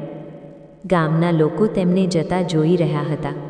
કોઈ કહેતું હતું કે રામુ ગાંડો થઈ ગયો છે, જે પૂર્વજોની જમીન છોડીને જઈ રહ્યો છે, તો કોઈ કહેતું હતું કે તેના મૂર્ખ દીકરાઓ તેને ક્યાંયનો નહીં રહેવા દે. રસ્તામાં ચાલતા ચાલતા બપોર થઈ ગઈ. સૂરજ માથા પર આવી ગયો હતો. રામુએ એક ઘટાદાર વડના ઝાડ નીચે બળદગાડી રોકી. સત્યમતીએ પોટલામાંથી સૂકી રોટલીઓ કાઢી અને બધાએ સાથે મળીને ખાધું. ખાતી વખતે રામુએ દીકરાઓને સમજાવ્યા, જુઓ, હવે આપણે વેપાર કરવા જઈ રહ્યા છીએ. વેપારમાં બુદ્ધિ અને હોશિયારીની ખૂબ જરૂર હોય છે. તમે બંને હવે મોટા થઈ ગયા છો. પોતાની જવાબદારી સમજો. જે પણ કામ કરો તે વિચારીને કરજો. કોઈની વાતોમાં ન આવતા અને હંમેશા પ્રામાણિકતાથી કામ કરજો. બંને દીકરાઓએ માથું હલાવ્યું, જાણે તેમને બધું સમજાઈ ગયું હોય, પણ તેમની નજર તો ઝાડ પર બેઠેલા વાંદરા ઉપર હતી. રામુએ એક લાંબો શ્વાસ લીધો અને મુસાફરી ફરી શરૂ કરી. સાંજ પડતા પડતા તેઓ એક મોટા શહેરમાં પહોંચી ગયા. ત્યાંની ભીડભાડ અને રોનક જોઈને બંને દીકરાઓ દંગ રહી ગયા. તેમણે આટલી મોટી દુકાનો અને આટલા બધા માણસો પહેલાં ક્યારેય નહોતા જોયા. રામુએ એક ધર્મશાળામાં રહેવાની વ્યવસ્થા કરી. બીજા દિવસથી રામુએ પોતાની નવી જિંદગીની શરૂઆત કરી. તેણે સાહુકાર પાસેથી મળેલા પૈસાથી મીઠાની ગુણીઓ અને થોડા મસાલા ખરીદ્યા. તેણે વિચાર્યું કે પહેલાં તે પોતે વેપારની ઝીણવટભરી વાતો શીખશે અને પછી દીકરાઓને સોંપશે. પણ ભાગ્યને તો કંઈક બીજું જ મંજૂર હતું. જે દિવસે રામુએ વેપાર શરૂ કર્યો તે જ દિવસે તેને તેજ તાવ આવી ગયો. તાવ એટલો બધો હતો કે તે ઊભો પણ થઈ શકતો નહોતો. સત્યમતીએ ખૂબ સેવા કરી, ઉકાળો બનાવીને પીવડાવ્યો, માથા પર પટ્ટીઓ મૂકી, પરંતુ રામુની હાલતમાં સુધારો થતો નહોતો. રામુને ચિંતા થવા લાગી કે જો તે કામ પર નહીં જાય તો ખાશે શું? શહેરમાં તો પાણી પણ પૈસાથી મળે છે. હારીને રામુએ પોતાના બંને દીકરાઓને પોતાની પાસે બોલાવ્યા. તે પથારીમાં પડ્યો પડ્યો હાંફી રહ્યો હતો. તેણે નબળા અવાજે કહ્યું, દીકરાઓ, મારું શરીર અત્યારે સાથ નથી આપી રહ્યું, પણ વેપાર અટકવો ના જોઈએ. આ જે મીઠાના કોથળા મેં ખરીદ્યા છે તેને બળદગાડીમાં ભરી દો અને પાસેના ગામમાં જઈને વેચી આવો. યાદ રાખજો, કિંમત સાચી લગાવજો અને પૈસા સાચવીને લાવજો. મોટા દીકરાએ કહ્યું, પિતાજી, તમે ચિંતા ન કરો, અમે અત્યારે જ જઈએ છીએ અને બધું મીઠું વેચીને આવીએ છીએ. અમે એટલો નફો કમાઈશું કે તમે જોતા રહી જશો. બંને દીકરાઓએ બળદગાડી પર મીઠાના કોથળા ભરી દીધા અને નીકળી પડ્યા. તેઓ ખૂબ ખુશ હતા કે આજે પહેલીવાર તેમને એકલા જવાનો મોકો મળ્યો હતો. તેમને લાગતું હતું કે તેઓ હવે આઝાદ છે અને મોટા વેપારી બની ગયા છે. તેઓ શહેરની બહાર નીકળ્યા અને એક કાચા રસ્તે ચાલવા લાગ્યા. રસ્તો જંગલની વચ્ચેથી પસાર થતો હતો. બંને ભાઈઓ વાતો કરતાં કરતાં જઈ રહ્યા હતા. મોટો ભાઈ બોલ્યો, જોજે નાના, આજે આપણે પિતાજીને બતાવી દઈશું કે આપણે મૂર્ખ નથી. આપણે આ મીઠાને ખૂબ મોંઘા ભાવે વેચીશું. નાનો ભાઈ બોલ્યો, હા ભાઈ, અને તે પૈસાથી આપણે આપણા માટે મીઠાઈ પણ ખરીદીશું. ત્યારે જ રસ્તામાં એક નદી આવી. નદીમાં પાણી વધારે નહોતું, પણ વહેણ થોડું ઝડપી હતું. પુલ દૂર હતો, તેથી ગામના લોકો અવારનવાર બળદગાડી લઈને પાણીની વચ્ચેથી જ નીકળી જતા હતા. બંને ભાઈઓએ પણ જોયું કે પૈડાના નિશાન પાણીની અંદર જઈ રહ્યા છે. મોટા ભાઈએ કહ્યું, અરે, પુલ સુધી કોણ જાય? જુઓ, બધા લોકો અહીંથી જ જઈ રહ્યા છે. આપણે પણ આપણી બળદગાડી અહીંથી જ કાઢી લઈએ. આનાથી સમય પણ બચશે અને આપણે જલ્દી બજાર પહોંચી જઈશું. નાના ભાઈએ કહ્યું, તમે સાચું કહો છો ભાઈ. તેમ પણ બળદોને તરસ લાગી હશે, તેઓ પાણી પણ પી લેશે. કંઈ પણ વિચાર્યા વગર તે બંને મૂર્ખાઓએ મીઠાથી ભરેલી બળદગાડી નદીના પાણીમાં ઉતારી દીધી. બળદ ધીરે ધીરે આગળ વધવા લાગ્યા. પાણી પૈડાની ઉપર સુધી આવી ગયું. કોથળા જે બળદગાડીમાં નીચેની તરફ રાખ્યા હતા તે પાણીમાં પલળવા લાગ્યા. મીઠું પાણીમાં ભળતા જ ઓગળવા લાગ્યું. બંને ભાઈઓ મજાથી બળદગાડી પર બેસીને ગીતો ગાઈ રહ્યા હતા. તેમને આ વાતનો જરા પણ અંદાજ નહોતો કે પાછળ કોથળામાં રાખેલું મીઠું પાણીમાં ઓગળી ઓગળીને નદીમાં વહી રહ્યું છે. જેમ જેમ મીઠું ઓગળતું ગયું તેમ તેમ કોથળાનું વજન ઘટતું ગયું. બળદોને પણ ભાર હલકો લાગવા માંડ્યો અને તેઓ ઝડપથી ચાલવા લાગ્યા. આ જોઈને મોટા ભાઈ ખુશ થઈને બોલ્યો, જો નાના, આપણા બળદ કેટલા શક્તિશાળી થઈ ગયા છે. પાણીમાં પણ કેટલી ઝડપથી ચાલી રહ્યા છે. નાનો ભાઈ પણ હસતા હસતા બોલ્યો, હા ભાઈ, લાગે છે નદીના પાણીમાં કોઈ જાદુ છે, જેનાથી બળદોની તાકાત વધી ગઈ છે. જ્યારે તેઓ નદી પાર કરીને કિનારા પર પહોંચ્યા અને પાછળ વળીને જોયું તો કોથળા સાવ પિચકાઈ ગયા હતા. તેમાંથી પાણી ટપકી રહ્યું હતું અને બધું મીઠું નદીના પાણીમાં ઓગળી ગયું હતું. કોથળામાં હવે ફક્ત થોડું ભીનું મીઠું અને ખાલી શણના કોથળા બચ્યા હતા. આ જોઈને બંને ભાઈઓના હોશ ઉડી ગયા. તેઓ એકબીજાનું મોઢું જોવા લાગ્યા. નદીના કિનારે ઊભેલા બંને ભાઈઓ પોતાના ખાલી અને પિચકાઈ ગયેલા કોથળા જોઈને દંગ રહી ગયા. થોડી ક્ષણો સુધી તો તેમને સમજાયું જ નહીં કે આખરે થયું શું છે. મોટો ભાઈ, જે પોતાને થોડો વધારે સમજદાર માનતો હતો, તેણે પોતાનું માથું ખંજવાળતા કહ્યું, અરે નાના, આ શું ચમત્કાર થઈ ગયો? આપણે તો કોથળા ભરીને મીઠું લાવ્યા હતા, પણ આ નદી પાર કરતાં જ ગાયબ કેવી રીતે થઈ ગયું? મને લાગે છે આ નદીમાં ચોક્કસ કોઈ જાદુ છે, અથવા તો નદી માતાએ પોતાનું ભાડું વસૂલ કરી લીધું છે. નાનો ભાઈ, જે હંમેશા મોટાની હામાં હા મેળવતો હતો, તેણે ડરતા ડરતા કહ્યું, ભાઈ, જાદુ જે હોય તે ઠીક છે, પણ હવે આપણે પિતાજીને શું જવાબ આપીશું? તેમણે તો કહ્યું હતું કે મીઠું વેચીને પૈસા લાવજો. અહીં ના મીઠું બચ્યું છે અને ના પૈસા આવશે. પિતાજી તો આપણને વળશે. બંને ભાઈઓના ચહેરા ફિક્કા પડી ગયા, પણ હવે તેઓ કરી પણ શું શકતા હતા? સૂરજ આથમવા લાગ્યો હતો અને ખાલી હાથે ઘરે પાછા ફરવા સિવાય તેમની પાસે કોઈ રસ્તો નહોતો. તેમણે ઉદાસ મનથી બળદગાડીને પાછી ગામ તરફ વાળી દીધી. જે રસ્તા પર તેઓ જતા સમયે ગીતો ગાઈ રહ્યા હતા અને સપના જોઈ રહ્યા હતા, તે જ રસ્તા પર હવે તેઓ માથું નમાવીને મૌન ચાલ્યા આવતા હતા. મોડી રાત્રે જ્યારે તેઓ ઘરે પહોંચ્યા ત્યારે રામુ અને સત્યમતી તેમની આતુરતાથી રાહ જોઈ રહ્યા હતા. રામુને આશા હતી કે દીકરાઓ પૈસા લઈને આવશે તો ઘરનું રાશન આવશે અને દવા વ્યવસ્થા થશે. બળદગાડીનો અવાજ સાંભળીને સત્યમતી દોડીને બહાર આવી. તેની પાછળ પાછળ રામુ પણ લાકડીના સહારે ધીરે ધીરે બહાર આવ્યા. પરંતુ જેવી રામુની નજર ખાલી બળદગાડી પર પડી તેને ફાળ પડી. તેણે ધ્રુજતા અવાજે પૂછ્યું, દીકરાઓ, મીઠું ક્યાં છે? શું બધું મીઠું વેચી દીધું? અને જો વેચી દીધું તો પૈસા ક્યાં છે? બંને દીકરાઓ ચોરની જેમ માથું નમાવીને ઊભા રહી ગયા. મોટા દીકરાએ હિંમત ભેગી કરીને કહ્યું, પિતાજી, અમે મીઠું વેચ્યું નથી, તે તો નદી પી ગઈ. રામુએ નવાઈથી પૂછ્યું, શું બકવાસ કરી રહ્યા છો? નદી કેવી રીતે મીઠું પી ગઈ? ત્યારે નાના દીકરાએ આખી ઘટના જણાવી કે કેવી રીતે તેમણે નદીની વચ્ચેથી ગાડી કાઢી અને બળદોનો ભાર હલકો કરવા માટે કોથળાને પાણીમાં ડૂબવા દીધા. આ સાંભળતા જ રામુએ પોતાનું માથું કૂટ્યું. તેને વિશ્વાસ નહોતો થતો કે તેના દીકરાઓ આટલા મોટા મૂર્ખ હોઈ શકે છે. તે ગુસ્સે અને દુઃખથી બૂમ પાડી ઉઠ્યો, અરે મૂર્ખાઓ, તમને એટલી પણ ખબર નથી કે મીઠું પાણીમાં ઓગળી જાય છે? તમે મારી આખી મૂડી પાણીમાં વહાવી દીધી. હવે આપણે શું કરીશું? સાહુકારનું દેવું કેવી રીતે ચૂકવીશું? રામુને એટલો ઊંડો આઘાત લાગ્યો કે તેની તબિયત વધુ બગડી ગઈ. સત્યમતીએ ગમે તેમ કરીને તેને સંભાળ્યો અને ખાટલા પર સોવડાવ્યો. તે રડતા રડતા પોતાના દીકરાઓને વઢવા લાગ્યો, પરંતુ સત્યમતીએ તેને શાંત કર્યા અને કહ્યું, સ્વામી, શાંત થઈ જાઓ. જે થવાનું હતું તે થઈ ગયું. બાળકોથી ભૂલ થઈ ગઈ. તેઓ અણસમજુ છે. હવે તમારી તબિયત ખરાબ ન કરો. પછીના થોડા દિવસ રામુના ઘરમાં શોક જેવું વાતાવરણ રહ્યું. ખાવા પીવાના પણ ફાંફા પડી ગયા હતા. પરંતુ રામુ હાર માનવાવાળો માણસ નહોતો. તેણે વિચાર્યું કે જો તે આવી રીતે હાથ પર હાથ ધરીને બેસી રહેશે તો આખો પરિવાર ભૂખે મરી જશે. તેણે મનોમન નિર્ણય કર્યો કે તે એક વધુ પ્રયત્ન કરશે. એકવાર રામુએ પોતાની પત્ની સત્યમતીના થોડા બચેલા દાગીના લીધા અને તેને સાહુકાર પાસે ગીરો મૂકી દીધા. સાહુકાર પહેલાં તો આનાકાની કરવા લાગ્યો, પણ પછી વ્યાજના ઊંચા દરે થોડા પૈસા આપવા તૈયાર થઈ ગયો. રામુ પૈસા લઈને ઘરે આવ્યો. તેણે પોતાના દીકરાઓને બોલાવ્યા અને તેમને ફરીથી સમજાવ્યા. રામુ બોલ્યો, જુઓ, ગયા વખતે તમે તમારી મૂર્ખતાથી બધું બરબાદ કરી દીધું હતું, પરંતુ હું તમને એક વધુ તક આપી રહ્યો છું.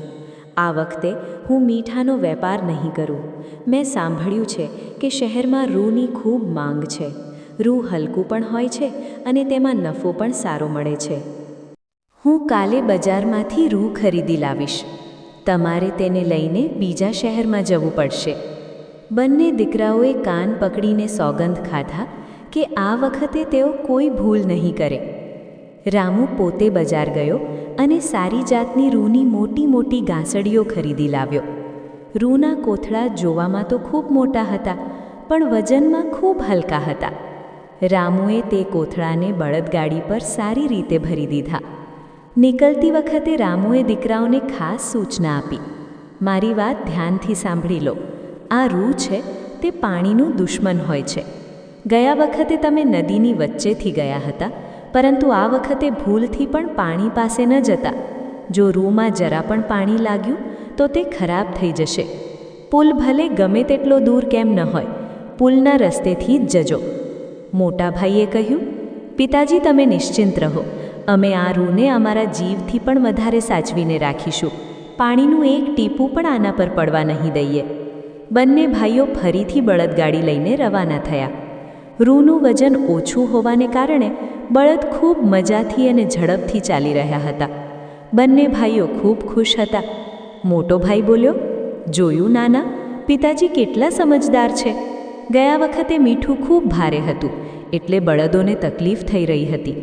આ વખતે રૂ કેટલું હલકું છે. બળદ તો જાણે હવામાં ઉડી રહ્યા છે. નાનો ભાઈ બોલ્યો, હા ભાઈ, અને સૌથી સારી વાત એ છે કે આ વખતે આપણે પાણીમાં ઉતરવાની જરૂર પણ નહીં પડે. આપણે જલ્દી જ શહેર પહોંચી જઈશું અને નફો કમાઈશું.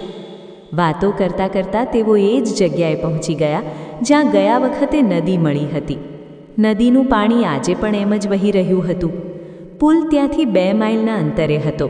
બંને ભાઈઓએ ગાડી રોકી અને વિચારવા લાગ્યા. મોટા ભાઈના મગજમાં ફરીથી તેની એ જ જૂની અને ઊંધી બુદ્ધિ જાગી ઉઠી. તેણે નાના ભાઈને કહ્યું, અરે નાના, જરા વિચાર. ગયા વખતે જ્યારે આપણે પાણીમાં ઉતર્યા હતા તો કોઠળા કેટલા હલકા થઈ ગયા હતા. જો કે મીઠું ઓગળી ગયું હતું તે આપણી ભૂલ હતી, પણ પાણીનો એક ગુણ તો આપણને ખબર પડી જ ગયો કે તે વસ્તુઓને હલકી કરી દે છે. નાના ભાઈએ પોતાની ગોળ ગોળ આંખો નચાવતા પૂછ્યું, તો તમે શું કહેવા માંગો છો ભાઈ? મોટા ભાઈ પોતાની મૂછો પર તાવ દેતા, જે હજુ બરાબર આવી પણ નહોતી, બોલ્યો, પિતાજીએ કહ્યું હતું કે કપાસ પાણીનો દુશ્મન છે, પણ મને લાગે છે કે તેઓ ડરેલા છે. વિચારો, આ કપાસ અત્યારે કેટલો હલકો છે. જો આપણે તેને થોડું પાણીમાં પલાળી લઈએ તો તે હજુ પણ હલકો થઈ જશે. કદાચ એટલો હલકો કે બળદગાડું ઉડવા લાગશે. પછી આપણે પુલ સુધી જવાનો લાંબો ફેરો પણ નહીં કરવો પડે અને આપણે સૌથી પહેલાં બજાર પહોંચી જઈશું. નાનો ભાઈ, જે મોટા ભાઈની દરેક મૂર્ખામીભરી વાતને બ્રહ્મવાક્ય માનતો હતો, તરત જ રાજી થઈ ગયો. તેણે કહ્યું, વાહ ભાઈ, શું મગજ પાયું છે તમે. પિતાજી તો બસ ડરતા રહે છે. ચાલો આપણે નદીની વચ્ચેથી જ જઈએ. વિનાશકાળે વિપરીત બુદ્ધિ આની જ કહેવાય છે. બંને મૂર્ખાઓએ રામુની ચેતવણીને અવગણી અને બળદગાડાને સીધું નદીના પાણીમાં ઉતારી દીધું. બળદો જે અત્યાર સુધી આરામથી ચાલી રહ્યા હતા, પાણીમાં ઉતરતા જ થંભી ગયા, પણ મોટા ભાઈએ તેમને ચાબીક મારીને આગળ વધાર્યા. જેવું બળદગાડું અધવચ્ચે પહોંચ્યું, પાણી પૈડાની ઉપર ચડવા લાગ્યું અને કપાસની ગુણીઓને અડવા લાગ્યું. કપાસનો સ્વભાવ પાણી સોસવાનો હોય છે. સૂકો કપાસ જેટલો હલકો હોય છે, ભીનો કપાસ તેટલો જ ભારે અને પથ્થર જેવો થઈ જાય છે. જેમ જેમ પાણી ગુણીઓની અંદર જવા લાગ્યું, કપાસે પાણી સોસવાનું શરૂ કર્યું. જોતાં જોતાંમાં ગુણીઓનું વજન બમણું, પછી 4 ગણું અને પછી 10 ગણું વધી ગયું. બળદગાડાનું વજન એટલું વધી ગયું કે બળદોના પગ નદીની રેતાળ જમીનમાં ખૂંપવા લાગ્યા. બળદો પોતાની પૂરી તાકાત લગાવી રહ્યા હતા. તેમની આંખોમાંથી પાણી નીકળી આવ્યું, પણ ગાડું 1 ઇંચ પણ આગળ વધી રહ્યું નહોતું. મોટો ભાઈ બૂમ પાડી ઉઠ્યો, અરે આ શું થઈ રહ્યું છે? ગાડું હલકું થવાને બદલે ભારે કેમ થઈ રહ્યું છે? મારો બળદોને, હજુ જોરથી મારો. નાનો ભાઈ બળદોને નિર્દયતાથી પીટવા લાગ્યો. બિચારા મૂંગા પશુઓ દર્દથી કણસી રહ્યા હતા, પણ ટસથી મસ નહોતા થઈ શકતા. કપાસનું વજન એટલું વધી ગયું હતું કે ગાડાની પૈડાની ધરી ચટકવાનો અવાજ આવવા લાગ્યો. નદીનો પ્રવાહ પણ તેજ હતો, જે ગાડાને પલટાવવાનું જોર લગાવી રહ્યો હતો. થોડી જ વારમાં બળદગાડું નદીની વચ્ચે ફસાઈ ગયું. ન તે આગળ જઈ શકતું હતું, ન પાછળ. કપાસ પૂરી રીતે ભીંજાઈ ગયો હતો અને હવે તે કોઈ કામનો રહ્યો નહોતો. બધો માલ બરબાદ થઈ ગયો હતો. બંને ભાઈઓ પાણીમાં કૂદીને ગાડાને ધક્કો મારવાનો પ્રયત્ન કરવા લાગ્યા, પણ ભીના કપાસનું વજન હાથીઓ બરાબર થઈ ગયું હતું. સાંજ થવા આવી, પણ તેઓ ગાડું બહાર કાઢી શક્યા નહીં. અંતે પાસેના ખેતરોમાંથી કેટલાક ખેડૂતો ત્યાં આવ્યા. તેમણે આ બંનેને મુસીબતમાં જોયા તો મદદ માટે આવ્યા. ગામના લોકોએ પોતાના બળદો જોડ્યા અને મોટી મુશ્કેલીથી દોરડાના સહારે ખેંચીને ગાડું બહાર કાઢ્યું. જ્યારે ગાડું કિનારા પર આવ્યું, ત્યારે ગુણીઓમાંથી પાણીની ધાર વહી રહી હતી. સફેદ અને ચમકદાર કપાસ હવે કાદવમાં ખરડાઈને કાળો અને ભારે થઈ ગયો હતો. તે હવે વેચવા લાયક તો શું, બાળવા લાયક પણ નહોતો રહ્યો.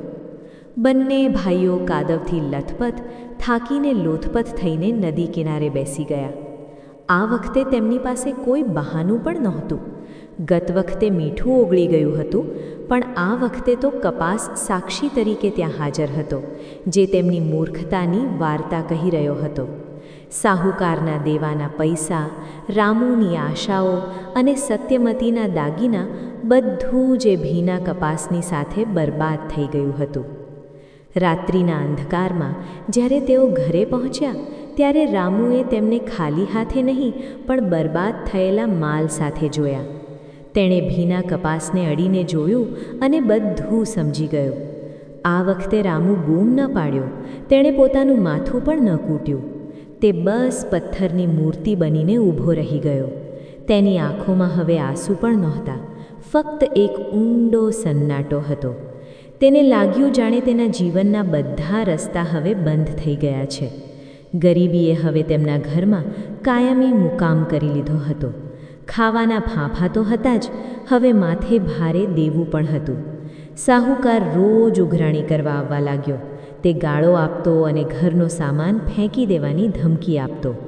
રામુની બીમારી વધતી જતી હતી અને સત્યમતીનો ચહેરો ફીકો પડી ગયો હતો.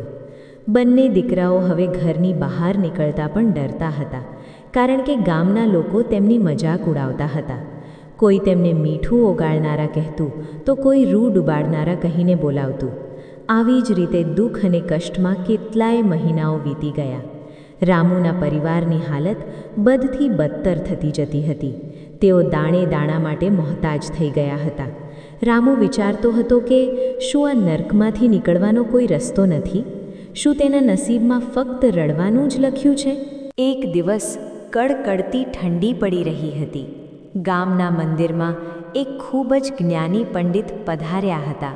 તેઓ ગામે ગામ જઈને લોકોને ધર્મ અને કર્મનું જ્ઞાન આપતા હતા. ગામના લોકો તેમના દર્શન માટે ઉમટી પડ્યા. સત્યમતીએ પણ સાંભળ્યું કે એક મહાત્મા આવ્યા છે. તેના મનમાં આશાનું એક કિરણ જાગ્યું. તેણે વિચાર્યું કે કદાચ આ મહાત્મા અમારા દુઃખોનું કોઈ નિવારણ બતાવી શકે. કદાચ ઈશ્વરે જ તેમને અહીં મોકલ્યા હોય. સત્યમતીએ રામુને કહ્યું, સ્વામી, ચાલો આપણે પણ મંદિરે જઈએ. સાંભળ્યું છે કે તે મહાત્મા ખૂબ જ્ઞાની છે. શું ખબર આપણા પાપો અને કષ્ટોનો કોઈ ઉપાય તેમની પાસે હોય. રામુ પહેલાં તો જવા માંગતો નહોતો. તે પોતાના નસીબથી હારી ગયો હતો, પણ પત્નીના વારંવાર કહેવા પર તે તૈયાર થઈ ગયો. રામુ, સત્યમતી અને તેમના બંને દીકરાઓ મંદિર તરફ ચાલ્યા. મંદિરના પ્રાંગણમાં ઘણી ભીડ હતી. મહાત્માજી એક ઊંચા આસન પર બેસીને પ્રવચન આપી રહ્યા હતા. તેમનો ચહેરો તેજથી ચમકી રહ્યો હતો અને વાણીમાં અદ્ભુત મીઠાશ હતી.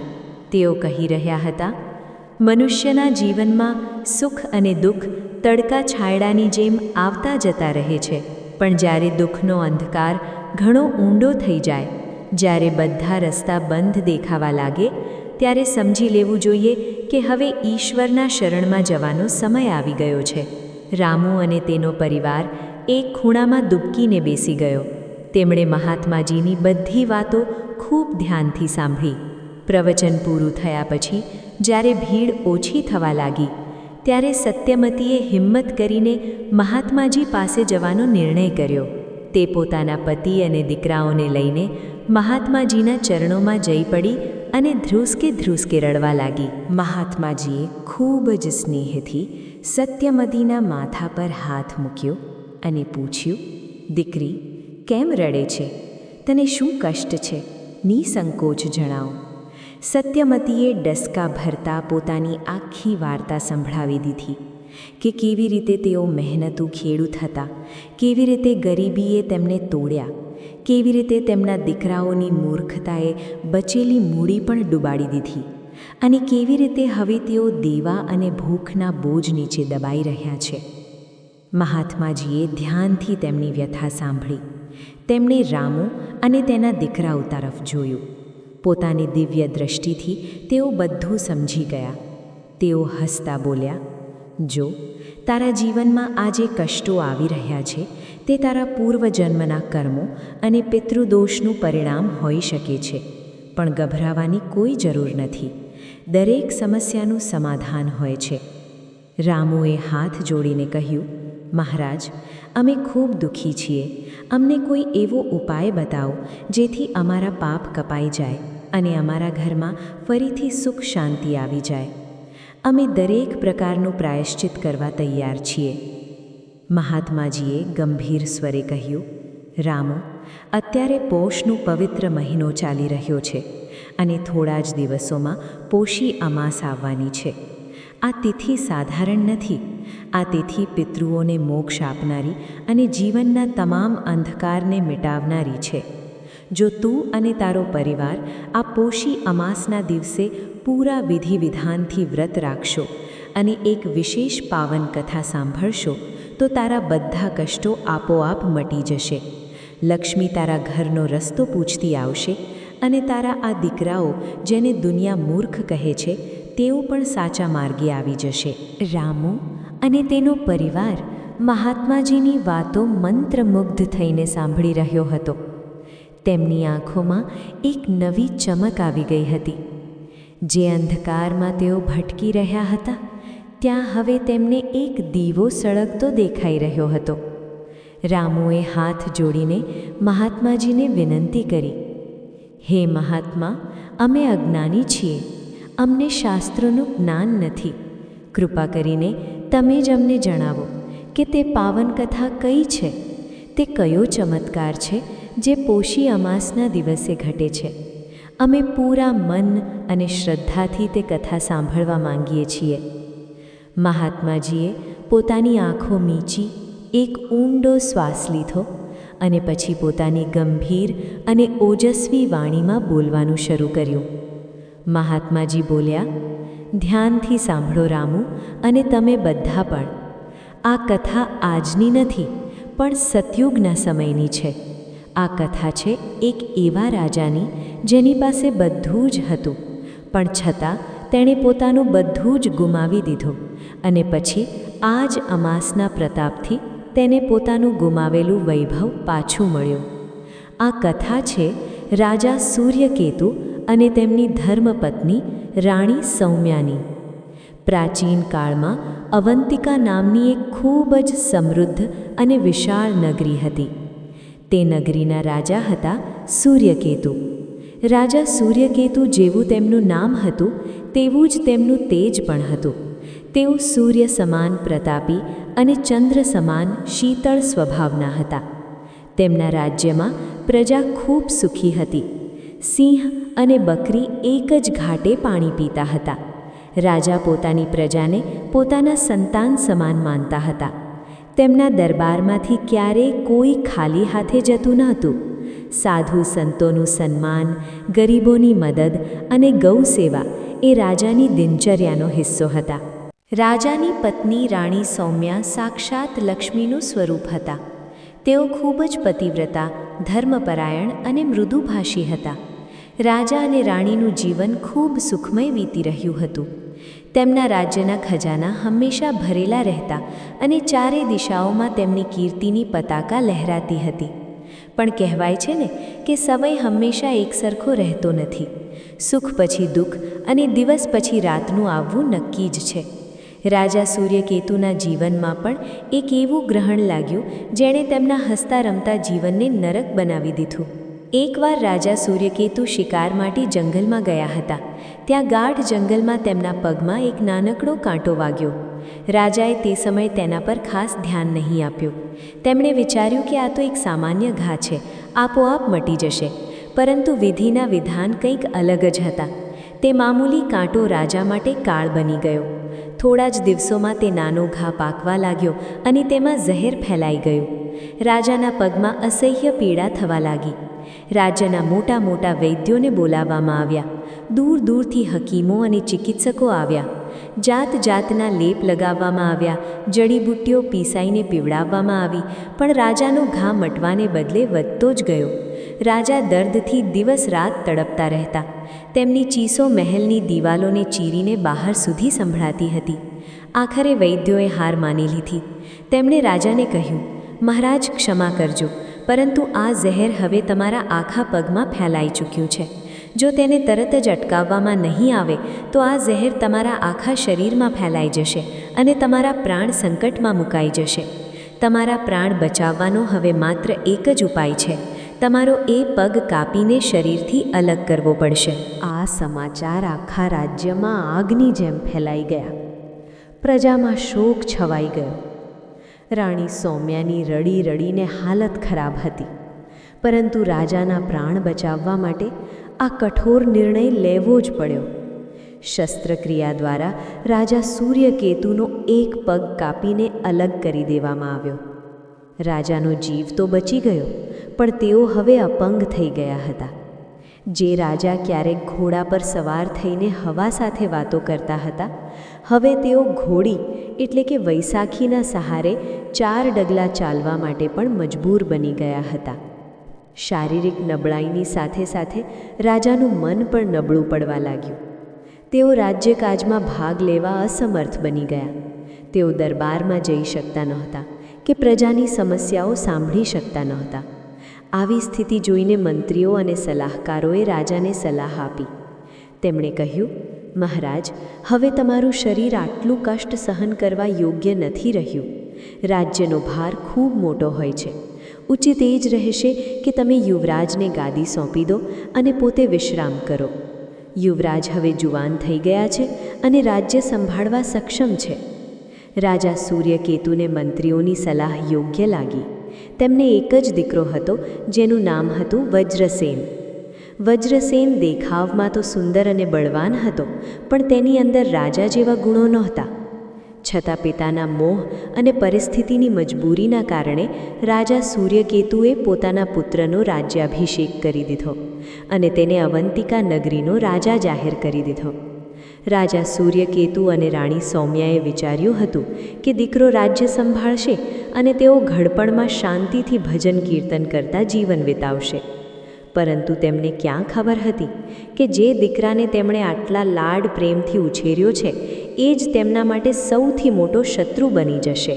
ગાદી પર બેસતાની સાથે જ વજ્રસેનનો અસલી રંગ સામે આવી ગયો. સત્તાનો નશો તેના માથે ચઢી ગયો. તેણે સૌથી પહેલાં રાજ્યના જૂના અને બુદ્ધિશાળી મંત્રીઓને હટાવીને પોતાના જેવા જ દુષ્ટ અને ચાપલૂસ મિત્રોને મંત્રી બનાવી દીધા. વજ્રસેન સ્વભાવે અત્યંત ક્રૂર, અભિમાની અને વિલાસી હતો. તેને પ્રજાના સુખદુઃખ સાથે કોઈ લેવા દેવા નહોતી. તેને બસ પોતાનો ખજાનો ભરવામાં અને ભોગવિલાસમાં જ રસ હતો. નવા રાજા વજ્રસેને પ્રજા પર ભારે ટેક્સ એટલે કે કર ઝીંકી દીધા. જે ખેડૂતો પહેલાં પોતાની ઉપજનો 6ઠ્ઠો ભાગ રાજાને આપતા હતા, હવે તેમની પાસેથી આખી કમાણી છીનવી લેવામાં આવતી. ગરીબોને હેરાન કરવામાં આવતા.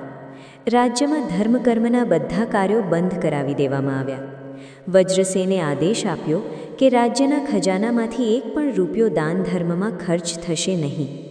મંદિરોમાં થતી પૂજાપાઠ પર રોક લગાવી દેવામાં આવી. સાધુ સંતોનું અપમાન થવા લાગ્યું. પ્રજા ત્રાહિમામ પોકારી ઉઠી. લોકો જૂના રાજા સૂર્યકેતુને યાદ કરીને રડતા હતા, પણ તેઓ લાચાર હતા, કારણ કે હવે સત્તા ક્રૂર વજ્રસેનના હાથમાં હતી. પરંતુ વજ્રસેનનો અત્યાચાર માત્ર પ્રજા સુધી મર્યાદિત ન હતો. તેણે પોતાના માતા પિતા, જેમણે તેને જન્મ આપ્યો અને રાજા બનાવ્યો, તેમને પણ છોડ્યા નહીં. વજ્રસેનને પોતાના અપંગ પિતા અને ધાર્મિક માતાનું અસ્તિત્વ ખૂંચવા લાગ્યું હતું. તેને લાગતું હતું કે આ ડોસો ડોસી મહેલમાં નકામો બોજ છે. એક દિવસ વજ્રસેને પોતાની પત્ની, જે તેના જેવી જ દુષ્ટ સ્વભાવની હતી, તેના બહેકાવામાં આવીને એક અત્યંત નીચ નિર્ણય લીધો. તેણે પોતાના સૈનિકોને આદેશ આપ્યો, ભૂતપૂર્વ રાજા અને રાણીને મુખ્ય મહેલમાંથી બહાર કાઢી મૂકો. તેમને મહેલના પાછળના ભાગમાં આવેલી જૂની અને તૂટી ફૂટી ઓરડીમાં રહેવા મોકલી દો. તેમને હવે રાજશાહી ભોજન નહીં મળે. તેમને એ જ સૂકું ભૂકું ખાવાનું આપવામાં આવે જે નોકરો અને દાસો માટે બને છે.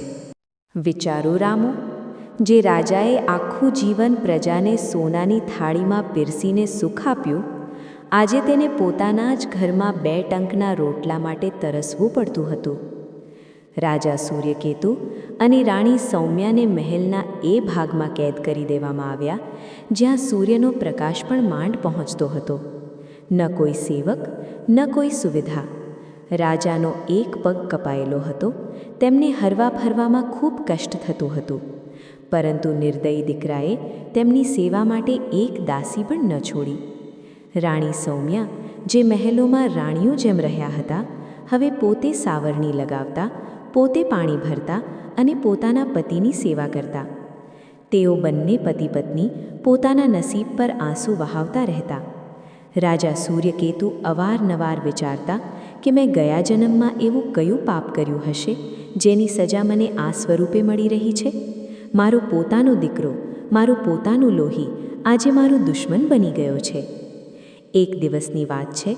રાજા સૂર્યકેતુને ખૂબ તરસ લાગી. ઓરડીમાં પીવાનું પાણી ખતમ થઈ ગયું હતું. રાણીએ જોયું કે ઘડો ખાલી છે અને રાજાનું ગળું સુકાઈ રહ્યું હતું. રાણીએ લોટો લીધો અને પાણી લેવા માટે બહાર નીકળ્યા. પરંતુ જેવું તેઓ રસોડા પાસે પહોંચ્યા, ત્યાં પહેરો ભરી રહેલા સંત્રીએ તેમને રોકી દીધા. સંત્રીએ કડક શબ્દોમાં કહ્યું, થોભો, તમે શાહી રસોડામાંથી પાણી ન લઈ શકો. મહારાજ વજ્રસેનનો આદેશ છે કે તમને બંનેને ફક્ત સવાર અને સાંજ જ પાણી મળશે. અત્યારે અહીંથી ચાલ્યા જાઓ. રાણીએ હાથ જોડ્યા અને આંખોમાં આંસુ સાથે આજીજી કરતાં કહ્યું, બેટા, તમારા જૂના મહારાજ તરસથી તડપી રહ્યા છે. બસ એક લોટો પાણી આપી દો, હું તારા પગે પડું છું. પણ એ પથ્થર હૃદયના સંત્રી પર કોઈ અસર ન થઈ. તેણે રાણીને ધક્કો મારી દીધો. રાણી ઠોકર ખાઈને જમીન પર પડી ગયા. તેમના ઘૂંટણ છોલાઈ ગયા. પરંતુ શારીરિક ઈજા કરતાં વધારે ઈજા તેમના સ્વાભિમાન અને મમતાને થઈ હતી. રાણી ખાલી હાથે રડતા રડતા ઓરડીમાં પાછા આવ્યા. રાજાએ જ્યારે રાણીની હાલત જોઈ ત્યારે તેઓ સમજી ગયા કે શું થયું હશે. તેઓ લાચાર થઈને દિવાલ સાથે માથું ટેકવીને રડવા લાગ્યા. તેમણે ઈશ્વરને પોકાર્યા, હે પ્રભુ, આ કેવો ન્યાય છે? તેના કરતાં તો સારું હતું કે તે બીમારીમાં મારા પ્રાણ જ ચાલ્યા ગયા હોત. ઓછામાં ઓછી આ દુર્ગતિ તો ના જોવી પડત. તે રાત્રે બંને પતિ પત્ની ભૂખ્યા તરસ્યા જ સૂઈ ગયા, પણ તેમને ઊંઘ ક્યાં આવવાની હતી? તેઓ બસ પોતાના મૃત્યુની રાહ જોઈ રહ્યા હતા. તેમને લાગતું હતું કે હવે આ નર્કમાંથી મુક્તિ માત્ર મૃત્યુ જ આપી શકે છે. પરંતુ ઈશ્વરની લીલા અપરંપાર છે. જ્યારે મનુષ્યના બધા સહારે તૂટી જાય છે, ત્યારે જ ઈશ્વરની કૃપાનું દ્વાર ખુલે છે. તેમની પોકાર તે પરમપિતા પરમેશ્વર સુધી પહોંચી ચૂકી હતી. તે જ નગરમાં સંયોગવશાત એક મહાન તેજસ્વી ઋષિનું આગમન થયું. તે ઋષિનું નામ હતું સુમેધા. ઋષિ સુમેધા ત્રિકાળ જ્ઞાની હતા. તેઓ ભૂત, ભવિષ્ય અને વર્તમાન બધું જ જાણતા હતા. તેઓ ભ્રમણ કરતાં કરતાં અવંતિકા નગરીમાં પધાર્યા. તેમણે જોયું કે નગરીમાં ઊંચી ઊંચી ઇમારતો તો છે, પણ ત્યાંની હવામાં ઉદાસી છે. લોકોના ચહેરા પર ડર છે. જ્યારે તેમણે પોતાના ધ્યાનથી તેનું કારણ જાણ્યું તો તેમને ખૂબ ક્રોધ આવ્યો. તેઓ સમજી ગયા કે આ બધું પેલા પાપી વજ્રસેનને કારણે જ છે. ઋષિ સુમેધા સીધા રાજમહેલ ન ગયા. તેઓ નગરની બહાર એક બગીચામાં રોકાયા.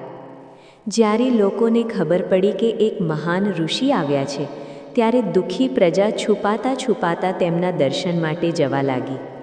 ધીરે ધીરે આ સમાચાર પેલી તૂટેલી ઓરડી સુધી પણ પહોંચ્યા, જ્યાં રાજા સૂર્યકેતુ અને રાણી સૌમ્યા કેદ હતા.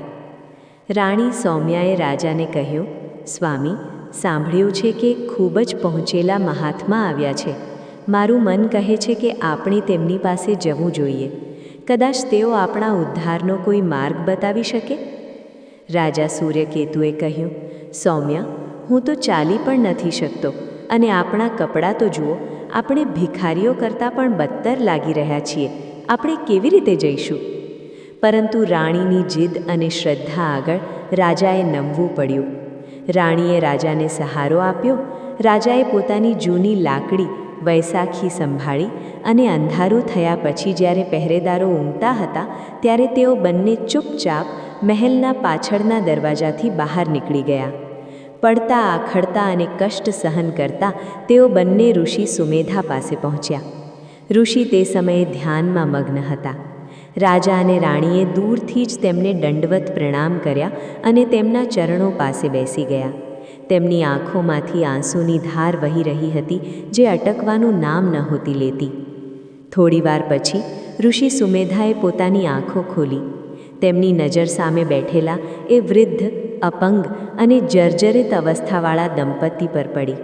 ઋષિએ પોતાની દિવ્ય દૃષ્ટિથી તરત જ ઓળખી લીધું કે આ કોઈ સાધારણ ભિખારી નથી, પણ આ જ નગરીના પુણ્યશાળી રાજા સૂર્યકેતુ અને રાણી સૌમ્યા છે. ઋષિનું હૃદય કરુણાથી ભરાઈ ગયું. તેમણે પૂછ્યું, રાજન, તમારી આ દશા? જેણે જીવનભર ધર્મનું રક્ષણ કર્યું, આજે તેની આ ગતિ કેમ?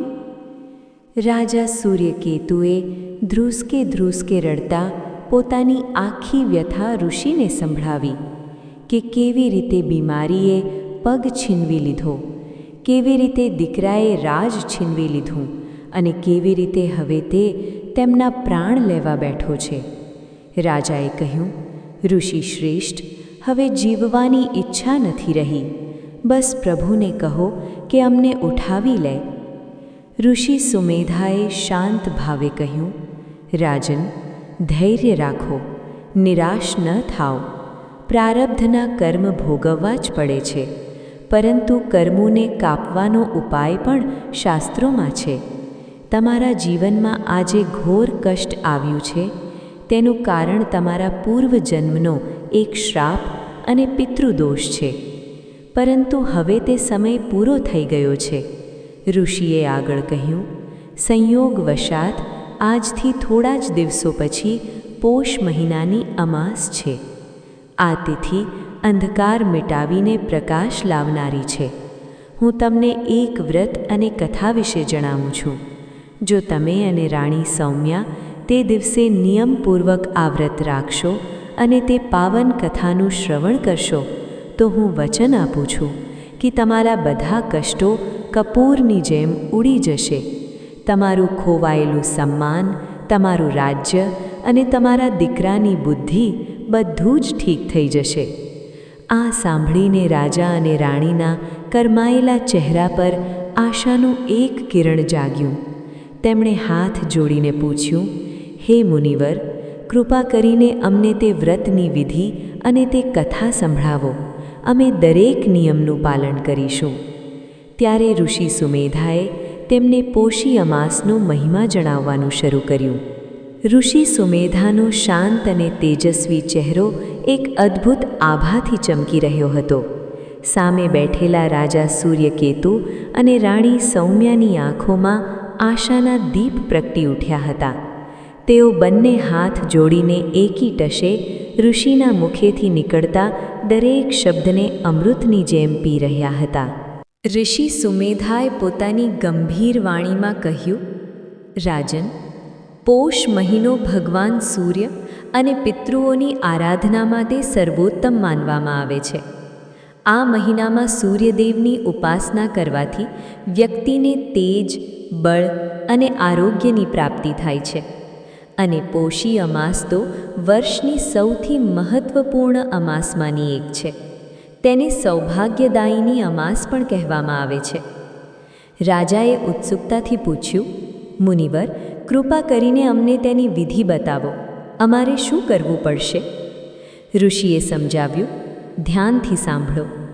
પોષી અમાસના દિવસે બ્રહ્મ મુહૂર્તમાં, એટલે કે સૂર્ય ઉગતા પહેલાં પથારી છોડી દેવી જોઈએ. નિત્ય કર્મથી પરવારીને કોઈ પવિત્ર નદીમાં સ્નાન કરવું જોઈએ. જો નદી પર જવું શક્ય ન હોય તો ઘરે જ નહાવાના પાણીમાં થોડું ગંગાજળ ભેળવીને સ્નાન કરવું જોઈએ. સ્નાન કરતી વખતે મનોમન પોતાના પિતૃઓ અને ભગવાન વિષ્ણુનું સ્મરણ કરવું જોઈએ. સ્નાન પછી તાંબાના લોટામાં શુદ્ધ જળ, થોડો ગોળ, લાલ ચંદન અને લાલ ફૂલ નાખીને ભગવાન સૂર્યને અર્ધ્ય આપવો જોઈએ. સૂર્યદેવને જળ ચઢાવતી વખતે ઓમ સૂર્યાય નમઃ મંત્રનો જાપ કરવો જોઈએ. ત્યારબાદ દક્ષિણ દિશા તરફ મુખ રાખીને પોતાના પૂર્વજોને, પોતાના પિતૃઓને જળ તર્પણ કરવું જોઈએ. યાદ રાખજો રાજન, પિતૃઓની તૃપ્તિથી જ ઘરમાં વંશ અને ધનની વૃદ્ધિ થાય છે. ત્યારબાદ પીપળાના ઝાડની પૂજા કરવી જોઈએ. પીપળાના મૂળમાં જળ, કાચું દૂધ અને કાળા તળ અર્પણ કરવા અને સાંજના સમયે સરસવના તેલનો દીવો પ્રગટાવવો. પીપળામાં સાક્ષાત ભગવાન વિષ્ણુ અને પિતૃઓનો વાસ હોય છે. અને અંતે કોઈ ગરીબ બ્રાહ્મણ કે જરૂરિયાતમંદને ભોજન, અનાજ અને ગરમ કપડાનું દાન કરવું જોઈએ.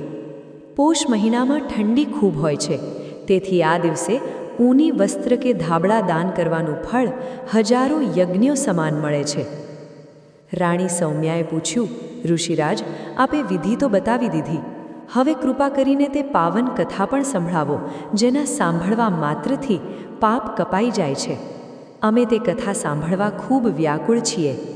ઋષિ સુમેધા હસ્યા અને બોલ્યા, હા દેવી, હવે હું તમને પોષી અમાસની તે પ્રાચીન અને ચમત્કારિક કથા સંભળાવું છું. અને ધ્યાનથી સાંભળજો, કારણ કે આ કથામાં જ તમારા દુઃખોનો અંત છુપાયેલો છે. ખૂબ સમય પહેલાંની વાત છે. ધર્મપુરી નામના એક નગરમાં એક ખૂબ જ ધનિક બ્રાહ્મણ રહેતો હતો. તેનું નામ હતું દેવશર્મા. દેવશર્મા પાસે ધન દોલત, જમીન જાયદાદ, નોકર ચાકર બધું જ હતું. તે વેદોનો પણ જાણકાર હતો અને સમાજમાં તેનું ખૂબ માન સન્માન હતું. પરંતુ કહેવાય છે ને કે માણસને બધું જ નથી મળતું. દેવશર્માના જીવનમાં પણ એક ઘણું મોટું દુઃખ હતું. તેને કેટલાય પુત્રો થયા, પરંતુ કોઈ જીવિત બચ્યું નહીં. જેવું તેના ઘરે દીકરાનો જન્મ થતો, થોડા જ દિવસો કે મહિનાઓમાં તેનું મૃત્યુ થઈ જતું. એક પછી એક તેણે પોતાના 7 દીકરાઓને પોતાની આંખો સામે મરતા જોયા હતા. દેવશર્મા અને તેની પત્ની પુત્ર શોકમાં દિવસ રાત ડૂબેલા રહેતા હતા. તેની પત્નીનો ખોળો હંમેશા સૂનો રહેતો હતો. દેવશર્મા વિચારતો હતો કે મેં જીવનભર ધર્મનું પાલન કર્યું, ક્યારેય કોઈનું ખરાબ નથી કર્યું, તો મને આ કેવી સજા મળી રહી છે? આખરે મારા વંશને આગળ વધારનાર કોઈ કેમ નથી બચતું? જ્યારે 8મો પુત્ર થયો ત્યારે દેવશર્માને ખૂબ ડર લાગવા માંડ્યો. તેને લાગ્યું કે ક્યાંક આ વખતે પણ અનિચ્છનીય કંઈક ન બની જાય. તે પોતાના નવજાત શિશુને લઈને એક ખૂબ જ મોટા વિદ્વાન જ્યોતિષી પાસે ગયો. જ્યોતિષીએ બાળકની કુંડળી જોઈ અને તેમને આંચકો લાગ્યો. જ્યોતિષીએ ગંભીર થઈને કહ્યું, દેવશર્મા, તારી કુંડળીમાં અને આ બાળકની કુંડળીમાં પિતૃદોષ અને શ્રાપનો ઘણો ઊંડો પ્રભાવ છે. તારા પૂર્વજો તારાથી ખૂબ નારાજ છે. તે ક્યારેય વિધિ વિધાનથી તેમનું તર્પણ કે શ્રાદ્ધ નથી કર્યું, તેથી તેઓ ભૂખ્યા તરસ્યા ભટકી રહ્યા છે. તેમના જ ક્રોધને કારણે તારા સંતાન જીવિત રહી શકતા નથી અને આ 8મું બાળક પણ ફક્ત થોડા જ દિવસોનું મહેમાન છે. તેની આયુષ્ય રેખા ખૂબ નાની છે. આ સાંભળીને દેવશર્માના પગ નીચેથી જમીન સરકી ગઈ. તે રડતા રડતા જ્યોતિષીના પગમાં પડી ગયો અને બોલ્યો, મહારાજ, મારા માસૂમ બાળકને બચાવી લો. મને કોઈ ઉપાય બતાવો. હું મારી બધી સંપત્તિ આપવા તૈયાર છું, પણ મારા વંશને ઉજ્જળ થતો બચાવી લો. જ્યોતિષીએ કહ્યું, ધનથી જીવન નથી ખરીદી શકાતું બ્રાહ્મણ, પરંતુ શાસ્ત્રોમાં એક ઉપાય છે. તારે તારા પિતૃઓને મનાવવા પડશે. આ માટે તારે એક વિશેષ કાર્ય કરવું પડશે. દેવશર્માએ પૂછ્યું, શું કાર્ય મહારાજ? હું કંઈ પણ કરવા તૈયાર છું. જ્યોતિષીએ જણાવ્યું, અહીંથી દક્ષિણ દિશામાં 7 યોજન દૂર એક ઘાટું જંગલ છે, જેને પ્રેતવન કહે છે. તે જંગલની બરાબર વચ્ચે એક ખૂબ જૂનું વટવૃક્ષ એટલે કે વડનું ઝાડ છે. તે ઝાડ પર એક બ્રહ્મ રાક્ષસ રહે છે. તે બ્રહ્મ રાક્ષસ કોઈ બીજું નહીં પણ તારા જ કુળનો એક પૂર્વજ છે, જે કોઈ પાપને કારણે પ્રેત યોનિમાં ભટકી રહ્યો છે. તારે ત્યાં જઈને તે બ્રહ્મ રાક્ષસને સંતુષ્ટ કરવો પડશે. ફક્ત તે જ તને બતાવી શકશે કે તારા બાકીના પિતૃઓ કેવી રીતે શાંત થશે અને તારા પુત્રનો જીવ કેવી રીતે બચશે. પ્રેતવનનું નામ સાંભળતા જ સારા સારા વીર પુરુષોના પરસેવા છૂટી જતા હતા, પરંતુ પુત્ર મોહમાં પિતા કંઈ પણ કરી શકે છે. દેવશર્માએ હિંમત ભેગી કરી. તેણે પોતાની પત્નીને આશ્વાસન આપ્યું અને પોતાના નવજાત શિશુને ઘરે છોડીને તે ભયાનક જંગલ તરફ ચાલી નીકળ્યો. રસ્તો ખૂબ કઠિન હતો. કાંટાળી ઝાડીઓ, જંગલી જાનવરો અને ડરામણા અવાજો, પરંતુ દેવશર્માના કાનમાં ફક્ત તેના બાળકની કિલકારીઓ ગૂંજી રહી હતી. તે ચાલતો ગયો, ચાલતો ગયો. 3 દિવસ અને 3 રાત ચાલ્યા પછી તે એ પ્રેતવનમાં પહોંચ્યો. જંગલ એટલું ગાઢ હતું કે ત્યાં દિવસે પણ રાત જેવું અંધારું હતું. ચારે બાજુ સન્નાટો છવાયેલો હતો. બસ સૂકા પાંદડાઓના ખડખડાટનો અવાજ આવી રહ્યો હતો. દેવશર્મા ડરતા ડરતા જંગલની વચ્ચે પહોંચ્યો. ત્યાં તેણે પેલું વિશાળ વટવૃક્ષ જોયું.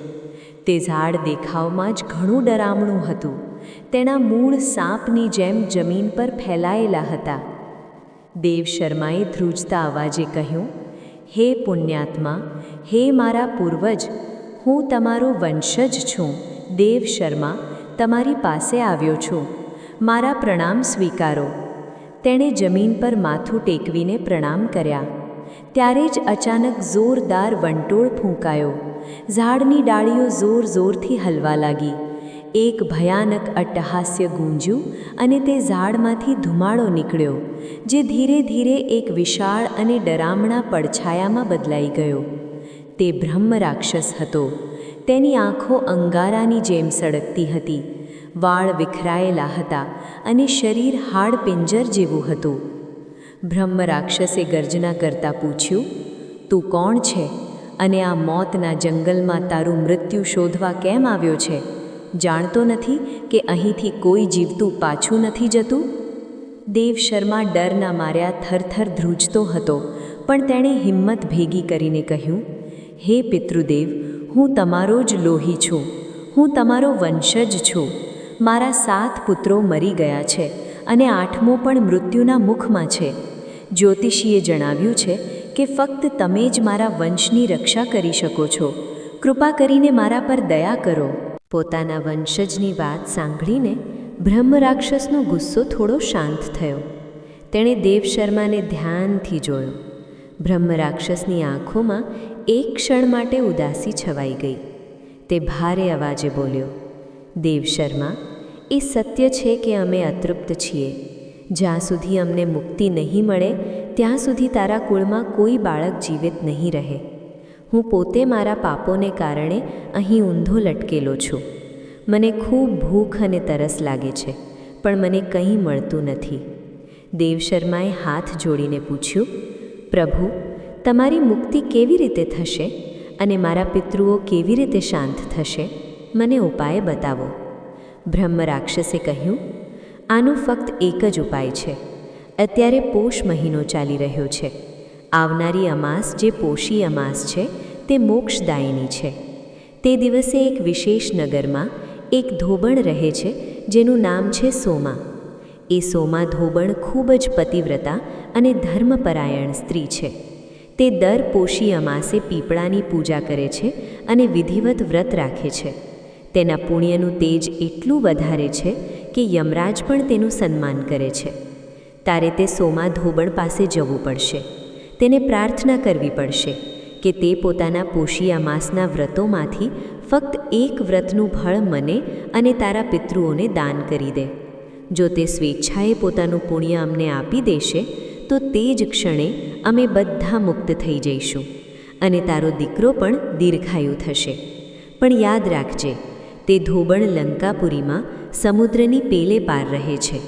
ત્યાં જવું સરળ નથી. દેવશર્માએ બ્રહ્મ રાક્ષસને વચન આપ્યું કે તે સોમા ધોબણને જરૂર શોધી કાઢશે. તેણે બ્રહ્મ રાક્ષસને પ્રણામ કર્યા અને ત્યાંથી તરત જ લંકાપુરી તરફ ચાલી નીકળ્યો. દેવશર્મા કેટલાય દિવસો સુધી ચાલતો રહ્યો. અંતે તે સમુદ્રના કિનારે પહોંચ્યો. ત્યાં તેણે જોયું કે સમુદ્ર વિશાળ અને ઊંડો છે. તેને પાર કરવાનું કોઈ સાધન નથી. તે હતાશ થઈને એક ઝાડ નીચે બેસી ગયો અને વિચારવા લાગ્યો કે હવે શું થશે? શું હું આટલે દૂર આવીને પણ હારી જઈશ? તે જે ઝાડ નીચે બેઠો હતો તેના પર એક ગીધનો માળો હતો. તે માળામાં ગીધના નાના નાના બચ્ચા હતા. ગીધ અને ગીધણી ખોરાકની શોધમાં બહાર ગયા હતા. દેવશર્મા ભૂખ્યો તરસ્યો ત્યાં જ સૂઈ રહ્યો. ત્યારે જ તેણે જોયું કે એક મોટો કાળો સાપ ઝાડ પર ચડી રહ્યો છે. સાપની નજર માળામાં બેઠેલા ગીધના બચ્ચા પર હતી. તે તેમને ખાવા માટે ધીરે ધીરે ઉપર વધી રહ્યો હતો. બચ્ચા ડરના માર્યા ચીસ પાડવા લાગ્યા. દેવશર્માથી તે માસૂમ બચ્ચાનું દર્દ જોવાયું નહીં. તેણે વિચાર્યું કે હું મારા બાળકોને તો ન બચાવી શક્યો, પણ આ પક્ષીઓના બચ્ચાને મરવા નહીં દઉં. દેવશર્માએ તરત જ પાસે પડેલો એક પથ્થર ઉપાડ્યો અને પૂરી તાકાતથી સાપ પર ફેંક્યો. પથ્થર સીધો સાપની ફેણ પર વાગ્યો અને તે નીચે પડીને મરી ગયો. ગીધના બચ્ચા બચી ગયા. તેમણે ખુશીથી કલરવ કરવાનું શરૂ કર્યું. થોડીવાર પછી જ્યારે ગીધ અને ગીધણી પાછા આવ્યા અને તેમણે મરેલા સાપને જોયો ત્યારે તેઓ સમજી ગયા કે શું થયું હશે. તેમણે દેવશર્માને જોયો જે ઝાડ નીચે થાકેલો હારેલો સૂતો હતો. ગીધે મનુષ્યની ભાષામાં દેવશર્માને કહ્યું, હે નેક ઇન્સાન, તે આજે અમારા બચ્ચાનો જીવ બચાવીને અમારા પર ઘણો મોટો ઉપકાર કર્યો છે. માંગ, તું શું ઈચ્છે છે? હું તારી શું મદદ કરી શકું? દેવશર્માએ હેરાન થઈને ગીધ તરફ જોયું અને હાથ જોડીને કહ્યું, હે પક્ષીરાજ, મને બીજું કંઈ જોઈતું નથી. મારે બસ સમુદ્રની પેલે પાર લંકાપુરી જવું છે.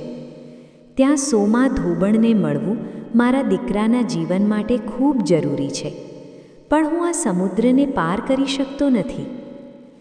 ગીધ હસ્યું અને બોલ્યું, બસ આટલી જ વાત? હું તને મારી પીઠ પર બેસાડીને પલવારમાં સમુદ્ર પાર કરાવી દઈશ. આ તો મારા માટે ડાબા હાથનો ખેલ છે. ગીધે દેવશર્માને પોતાની પીઠ પર બેસાડ્યો અને હવામાં ઉડ્યો. થોડી જ વારમાં તેમણે વિશાળ સમુદ્ર પાર કરી લીધો અને લંકાપુરી પહોંચી ગયા. ત્યાં પહોંચીને દેવશર્માએ સોમા ધોબણનું ઘર શોધ્યું. સોમા ધોબણનું ઘર સાવ સાધારણ હતું, પણ ત્યાં એક અજીબ શાંતિ અને પવિત્રતા હતી. સોમા તે સમયે પોતાના ઘરના આંગણામાં તુલસીના છોડ પાસે બેસી પૂજા કરી રહી હતી. દેવશર્માએ દરવાજા પર ઊભા રહીને સાદ પાડ્યો, હે માતે, ભિક્ષા દેહી. સોમા ધોબણ બહાર આવી. તેણે એક બ્રાહ્મણને પોતાના દ્વારે જોયા તો મોટા આદર સાથે તેમને પ્રણામ કર્યા અને બેસવા માટે આસન આપ્યું. તેણે પૂછ્યું, હે બ્રાહ્મણ દેવતા, તમે આટલી દૂર આ દેશમાં કેવી રીતે પધાર્યા? હું તમારી શું સેવા કરી શકું? દેવ શર્માની આંખોમાં આંસુ આવી ગયા. તેણે સોમાના પગમાં પડીને પોતાની આખી વાર્તા સંભળાવી દીધી. તેણે બ્રહ્મ રાક્ષસની વાત કરી અને કહ્યું, માતા, મારા 7 દીકરા મરી ગયા છે, 8મો પણ મરવાનો છે. મારા પૂર્વજો પ્રેત યોનિમાં તડપી રહ્યા છે. બ્રહ્મ રાક્ષસે કહ્યું છે કે જો તમે તમારા પોષી અમાસના વ્રતોમાંથી એક વ્રતનું પુણ્ય તેમને દાન કરી દો તો તેમનો ઉદ્ધાર થઈ જશે અને મારા બાળકની જાન બચી જશે. હું તમારી પાસે ભીખ માંગુ છું, મારા બાળકને જીવન દાન આપી દો. સોમા ધોબણનું દિલ પીગળી ગયું. તે ખૂબ દયાળુ હતી. તેણે વિચાર્યું કે જો મારા પુણ્યથી કોઈનો વંશ બચતો હોય અને પૂર્વજોને મુક્તિ મળતી હોય તો તેનાથી મોટો ધર્મ શું હોય? તેણે તરત જ પોતાના કમંડળમાંથી જળ હાથમાં લીધું અને આંખો બંધ કરીને સંકલ્પ કર્યો. સોમાએ કહ્યું, હે વિષ્ણુ ભગવાન, હે સૂર્યદેવ, મેં આજ સુધી જેટલી પણ પોષી અમાસના વ્રતો પૂરી શ્રદ્ધા અને નિયમથી કર્યા છે તેમાંથી એક વ્રતનું સંપૂર્ણ ફળ હું આ બ્રાહ્મણના પિતૃઓને સમર્પિત કરું છું. તેમને પ્રેત યોનિમાંથી મુક્તિ મળે. જેવું સોમાએ તે જળ જમીન પર છોડ્યું, આકાશમાં એક અદ્ભુત ઘટના ઘટી. ત્યાં દેવ શર્માને દિવ્ય નગારાના અવાજ સંભળાવા લાગ્યા. આકાશમાંથી ફૂલોની વર્ષા થવા લાગી. તે જ સમયે પ્રેત વનમાં તે ભયંકર બ્રહ્મ રાક્ષસ અને દેવ શર્માના અન્ય પિતૃઓ દિવ્ય રૂપ ધારણ કરી વિમાનમાં બેસીને સ્વર્ગ તરફ જવા લાગ્યા. જતાં જતાં તેમણે આકાશવાણી કરી, દેવ શર્મા, અમે મુક્ત થઈ ગયા છીએ. સોમા ધોબણના પુણ્યએ અમને તારી દીધા. જા, ઘરે જા. તારો પુત્ર હવે સુરક્ષિત છે. તે દીર્ઘાયુ થશે અને તારા કુળનું નામ રોશન કરશે. દેવ શર્માની ખુશીનો પાર ન રહ્યો. તેણે વારંવાર સોમા ધોબણના ચરણ સ્પર્શ કર્યા. સોમાએ તેને આશીર્વાદ આપ્યા. ગીધે દેવ શર્માને પાછો તેની નગરી પહોંચાડી દીધો. જ્યારે દેવ શર્મા ઘરે પહોંચ્યો ત્યારે તેણે જોયું કે તેનો દીકરો જે મરણ પથારીએ હતો તે હવે હસી રહ્યો હતો અને રમી રહ્યો હતો. તેના ઘરમાં ખુશીઓ પાછી આવી ગઈ હતી. તે જ દિવસથી દેવ શર્માએ નિયમ બનાવી લીધો કે તે દર વર્ષે પોષી અમાસનું વ્રત પૂરી શ્રદ્ધાથી રાખશે. કથા સમાપ્ત કરીને ઋષિ સુમેધાએ રાજા સૂર્યકેતુ અને રાણી સૌમ્યા તરફ જોયું. તેઓ બંને ભાવ વિભોર થઈને રડી રહ્યા હતા. ઋષિએ કહ્યું, રાજન, આ છે પોષી અમાસનો મહિમા. જો એક ધોબણના પુણ્યદાન કરવાથી પિતૃઓને મોક્ષ મળી શકે છે તો વિચારો, જો તમે જાતે વિધિ વિધાનથી આ વ્રત કરશો તો તમારા કષ્ટો કેમ નહીં મટે? તમારા પિતૃઓ પણ તમારી પાસે તર્પણની આશા રાખીને બેઠા છે. આજે તમને રાજપાત અને શારીરિક કષ્ટો મળી રહ્યા છે તે બધું પિતૃદોષના જ લક્ષણો છે. રાજા સૂર્યકેતુએ હાથ જોડીને કહ્યું, મુનિવર, આપે અમારી આંખો ખોલી દીધી. અમે સંકલ્પ લઈએ છીએ કે આવનારી પોષી અમાસને અમે પૂરી નિષ્ઠાથી આ વ્રત કરીશું. પરંતુ વાર્તા હજુ પણ ખતમ નહોતી થઈ. ઋષિ સુમેધાએ પોતાની વાત આગળ વધારી. રાજન, અત્યારે તો તે ફક્ત વ્રતનું મહત્ત્વ સાંભળ્યું છે. હવે સાંભળ કે જ્યારે રાજા સૂર્યકેતુએ આ વ્રત કર્યું તો તે પછી શું ચમત્કાર થયો. તે ભાગ હજુ પણ વધારે મહત્ત્વનો છે. ઋષિ સુમેધાએ પોતાની વાત આગળ વધારતા કહ્યું, રાજન, સોમા ધોબણની કથા સાંભળીને રાજા સૂર્યકેતુ અને રાણી સૌમ્યાનો વિશ્વાસ પાક્કો થઈ ગયો. તેમણે નક્કી કર્યું કે ભલે પ્રાણ ચાલ્યા જાય પણ તેઓ પોષી અમાસનું વ્રત જરૂર કરશે. અમાસનો દિવસ આવ્યો. તે દિવસે કકડતી ઠંડી પડી રહી હતી. રાજા અને રાણી પાસે ન તો ગરમ કપડાં હતા કે ન પૂજા માટે કોઈ સામગ્રી. તેમનો પુત્ર વજ્રસેન એટલો ક્રૂર હતો કે તેણે તેમને પૂજા માટે તાંબાનો એક સિક્કો પણ આપ્યો નહોતો. પરંતુ સાચી ભક્તિ સાધનોની મોહતાજ હોતી નથી. રાજા સૂર્યકેતુ અને રાણી સૌમ્યાએ બ્રહ્મ મુહૂર્તમાં ઉઠીને ઠંડા પાણીથી સ્નાન કર્યું. તેમની પાસે સૂર્યદેવને ચઢાવવા માટે તાંબાનો લોટો નહોતો, તેથી તેમણે માટીના એક તૂટેલા વાસણમાં જળ ભર્યું. ગોળ અને તલ ન હોવાને કારણે તેમણે તુલસીના સૂકા પાન તે જળમાં નાખ્યા. તેમણે મનોમન પોતાના પિતૃઓનું આહ્વાન કર્યું અને સૂર્યદેવને તે જળ અર્પણ કરતા રડતા રડતા પ્રાર્થના કરી, હે પ્રભુ, અમારી પાસે તમને આપવા માટે ફક્ત આ આંસુ અને આ સાધારણ જળ છે. અમારી ભૂલચૂક માફ કરજો અને અમારા કષ્ટો હરી લેજો. જેવું રાજાએ અર્ધ્ય આપ્યું કે તરત જ એક અદ્ભુત ઘટના ઘટી. આકાશમાંથી સૂર્યનું એક દિવ્ય કિરણ સીધું આવીને રાજાના કપાયેલા પગ પર પડ્યું. જોતતા જોતતામાં ત્યાં એક તેજ પ્રકાશ ફેલાઈ ગયો. રાણી સૌમ્યાની આંખો અંજાઈ ગઈ. જ્યારે પ્રકાશ ઓછો થયો ત્યારે તેમણે જોયું કે રાજા સૂર્યકેતુ પોતાના બંને પગ ઉપર સીધા ઊભા છે. તેમનો કપાયેલો પગ પાછો આવી ગયો હતો અને તેમનું શરીર કોઈ નવયુવાનની જેમ ચમકી રહ્યું હતું. હજુ તેઓ આ ચમત્કાર જોઈ જ રહ્યા હતા કે ત્યાં તેમનો પુત્ર વજ્રસેન દોડતો આવ્યો.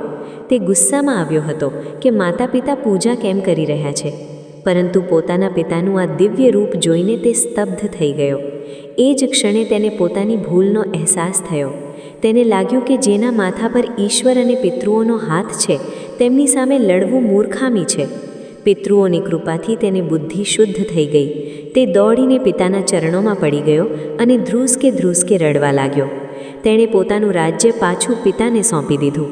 આ રીતે પોષી અમાસના વ્રતી રાજાનું શરીર, રાજ્ય અને પરિવાર બધું જ ઠીક થઈ ગયું. આટલી કથા સંભળાવીને ઋષિ સુમેધા શાંત થયા. તેમણે સામે બેઠેલા રામુ ખેડૂત અને તેની પત્ની સત્યમતી તરફ જોઈને કહ્યું, જુઓ રામુ, આ છે પોષી અમાસની શક્તિ. જ્યારે રાજા સૂર્યકેતુના આટલા મોટા સંકટ ટળી શકે છે તો તમારા કેમ નહીં? તમારા જીવનમાં જે ગરીબી છે અને તમારા દીકરાઓ જે મૂર્ખામી કરી રહ્યા છે, જેમ કે મીઠું અને કપાસનું નુકસાન કરવું, આ બધું પિતૃદોષના કારણે છે. જે દિવસે તમારા પિતૃઓ પ્રસન્ન થઈ જશે, તમારા દીકરાઓ પણ સુધરી. આટલી કથા સંભળાવીને ઋષિ સુમેધા શાંત થયા. તેમણે સામે બેઠેલા રામુ ખેડૂત અને તેની પત્ની સત્યમતી તરફ જોઈને કહ્યું, જુઓ રામુ, આ છે પોષી અમાસની શક્તિ. જ્યારે રાજા સૂર્યકેતુના આટલા મોટા સંકટ ટળી શકે છે તો તમારા કેમ નહીં? તમારા જીવનમાં જે ગરીબી છે અને તમારા દીકરાઓ જે મૂર્ખામી કરી રહ્યા છે, જેમ કે મીઠું અને કપાસનું નુકસાન કરવું, આ બધું પિતૃદોષના કારણે છે. જે દિવસે તમારા પિતૃઓ પ્રસન્ન થઈ જશે, તમારા દીકરાઓ પણ સુધરી જશે. રામુએ હાથ જોડીને કહ્યું, મહારાજ, આજે આપે મારી આંખો ખોલી દીધી. અમે સંકલ્પ લઈએ છીએ કે અમે પણ આ વ્રત કરીશું. રામુ અને તેનો પરિવાર પાછો ઘરે આવ્યો. થોડા દિવસો પછી પોષી અમાસ આવી. રામુ અને સત્યમતીએ પૂરા વિધિ વિધાનથી વ્રત રાખ્યું. તેમણે પીપળાની પૂજા કરી અને પોતાની શક્તિ મુજબ ગરીબોને અન્નદાન આપ્યું. તે દિવસે સાંજે એક ચમત્કાર થયો. રામુના બંને દીકરાઓ, જે અત્યાર સુધી મહામૂર્ખ હતા, તેઓ ખેતરેથી પાછા ફરી રહ્યા હતા. રસ્તામાં તેમણે જોયું કે એક વેપારીનું ગાડું કાદવમાં ફસાયું છે. પહેલાંની જેમ હસવા કે તમાશો જોવાને બદલે તેમણે પોતાની બુદ્ધિનો પ્રયોગ કર્યો. તેમણે લાકડાના પાટિયા લગાવીને પૈડાને બહાર કાઢ્યા. વેપારીએ ખુશ થઈને તેમને ઇનામમાં સોનાની કેટલીક મહોરો આપી. જ્યારે તેઓ ઘરે આવ્યા ત્યારે તેમની વાતોમાં સમજદારી હતી. મોટા દીકરાએ કહ્યું, પિતાજી, અમને માફ કરી દો. અમે મીઠું અને કપાસમાં ઘણું નુકસાન કર્યું, પણ હવે અમે મહેનત કરીશું. અમને સમજાઈ ગયું છે કે મહેનત અને બુદ્ધિથી જ ઘર ચાલે છે. રામુએ જોયું કે તેના દીકરાઓની આંખોમાં હવે પેલું ખાલીપણું નહોતું, પણ એક ચમક હતી. પિતૃઓની કૃપાથી તેમની બુદ્ધિનું તાળું ખુલી ગયું હતું. ઇનામમાં મળેલી મહરોથી રામુએ ફરીથી વેપાર શરૂ કર્યો. આ વખતે દીકરાઓએ પૂરી સમજદારીથી સાથ આપ્યો અને જોતતા જોતતામાં તેમની ગરીબી અમીરીમાં બદલાઈ ગઈ. રામુનું ઘર ખુશીઓથી ભરાઈ ગયું. તો મિત્રો, આ હતી પોષી અમાસની પાવન કથા. આ વાર્તા આપણને શીખવે છે કે જીવનમાં જ્યારે બધા રસ્તા બંધ થઈ જાય ત્યારે ધર્મનો રસ્તો જ આપણને બચાવે છે. આપણા પૂર્વજો, આપણા પિતૃઓ આપણા જીવનનો પાયો હોય છે. જો તેઓ પ્રસન્ન હોય તો મૂર્ખ પણ વિદ્વાન બની જાય છે અને રંક પણ રાજા બની જાય છે. તમે પણ આ પોષી અમાસ પર તમારા પિતૃઓ માટે તર્પણ અને દાન જરૂર કરજો.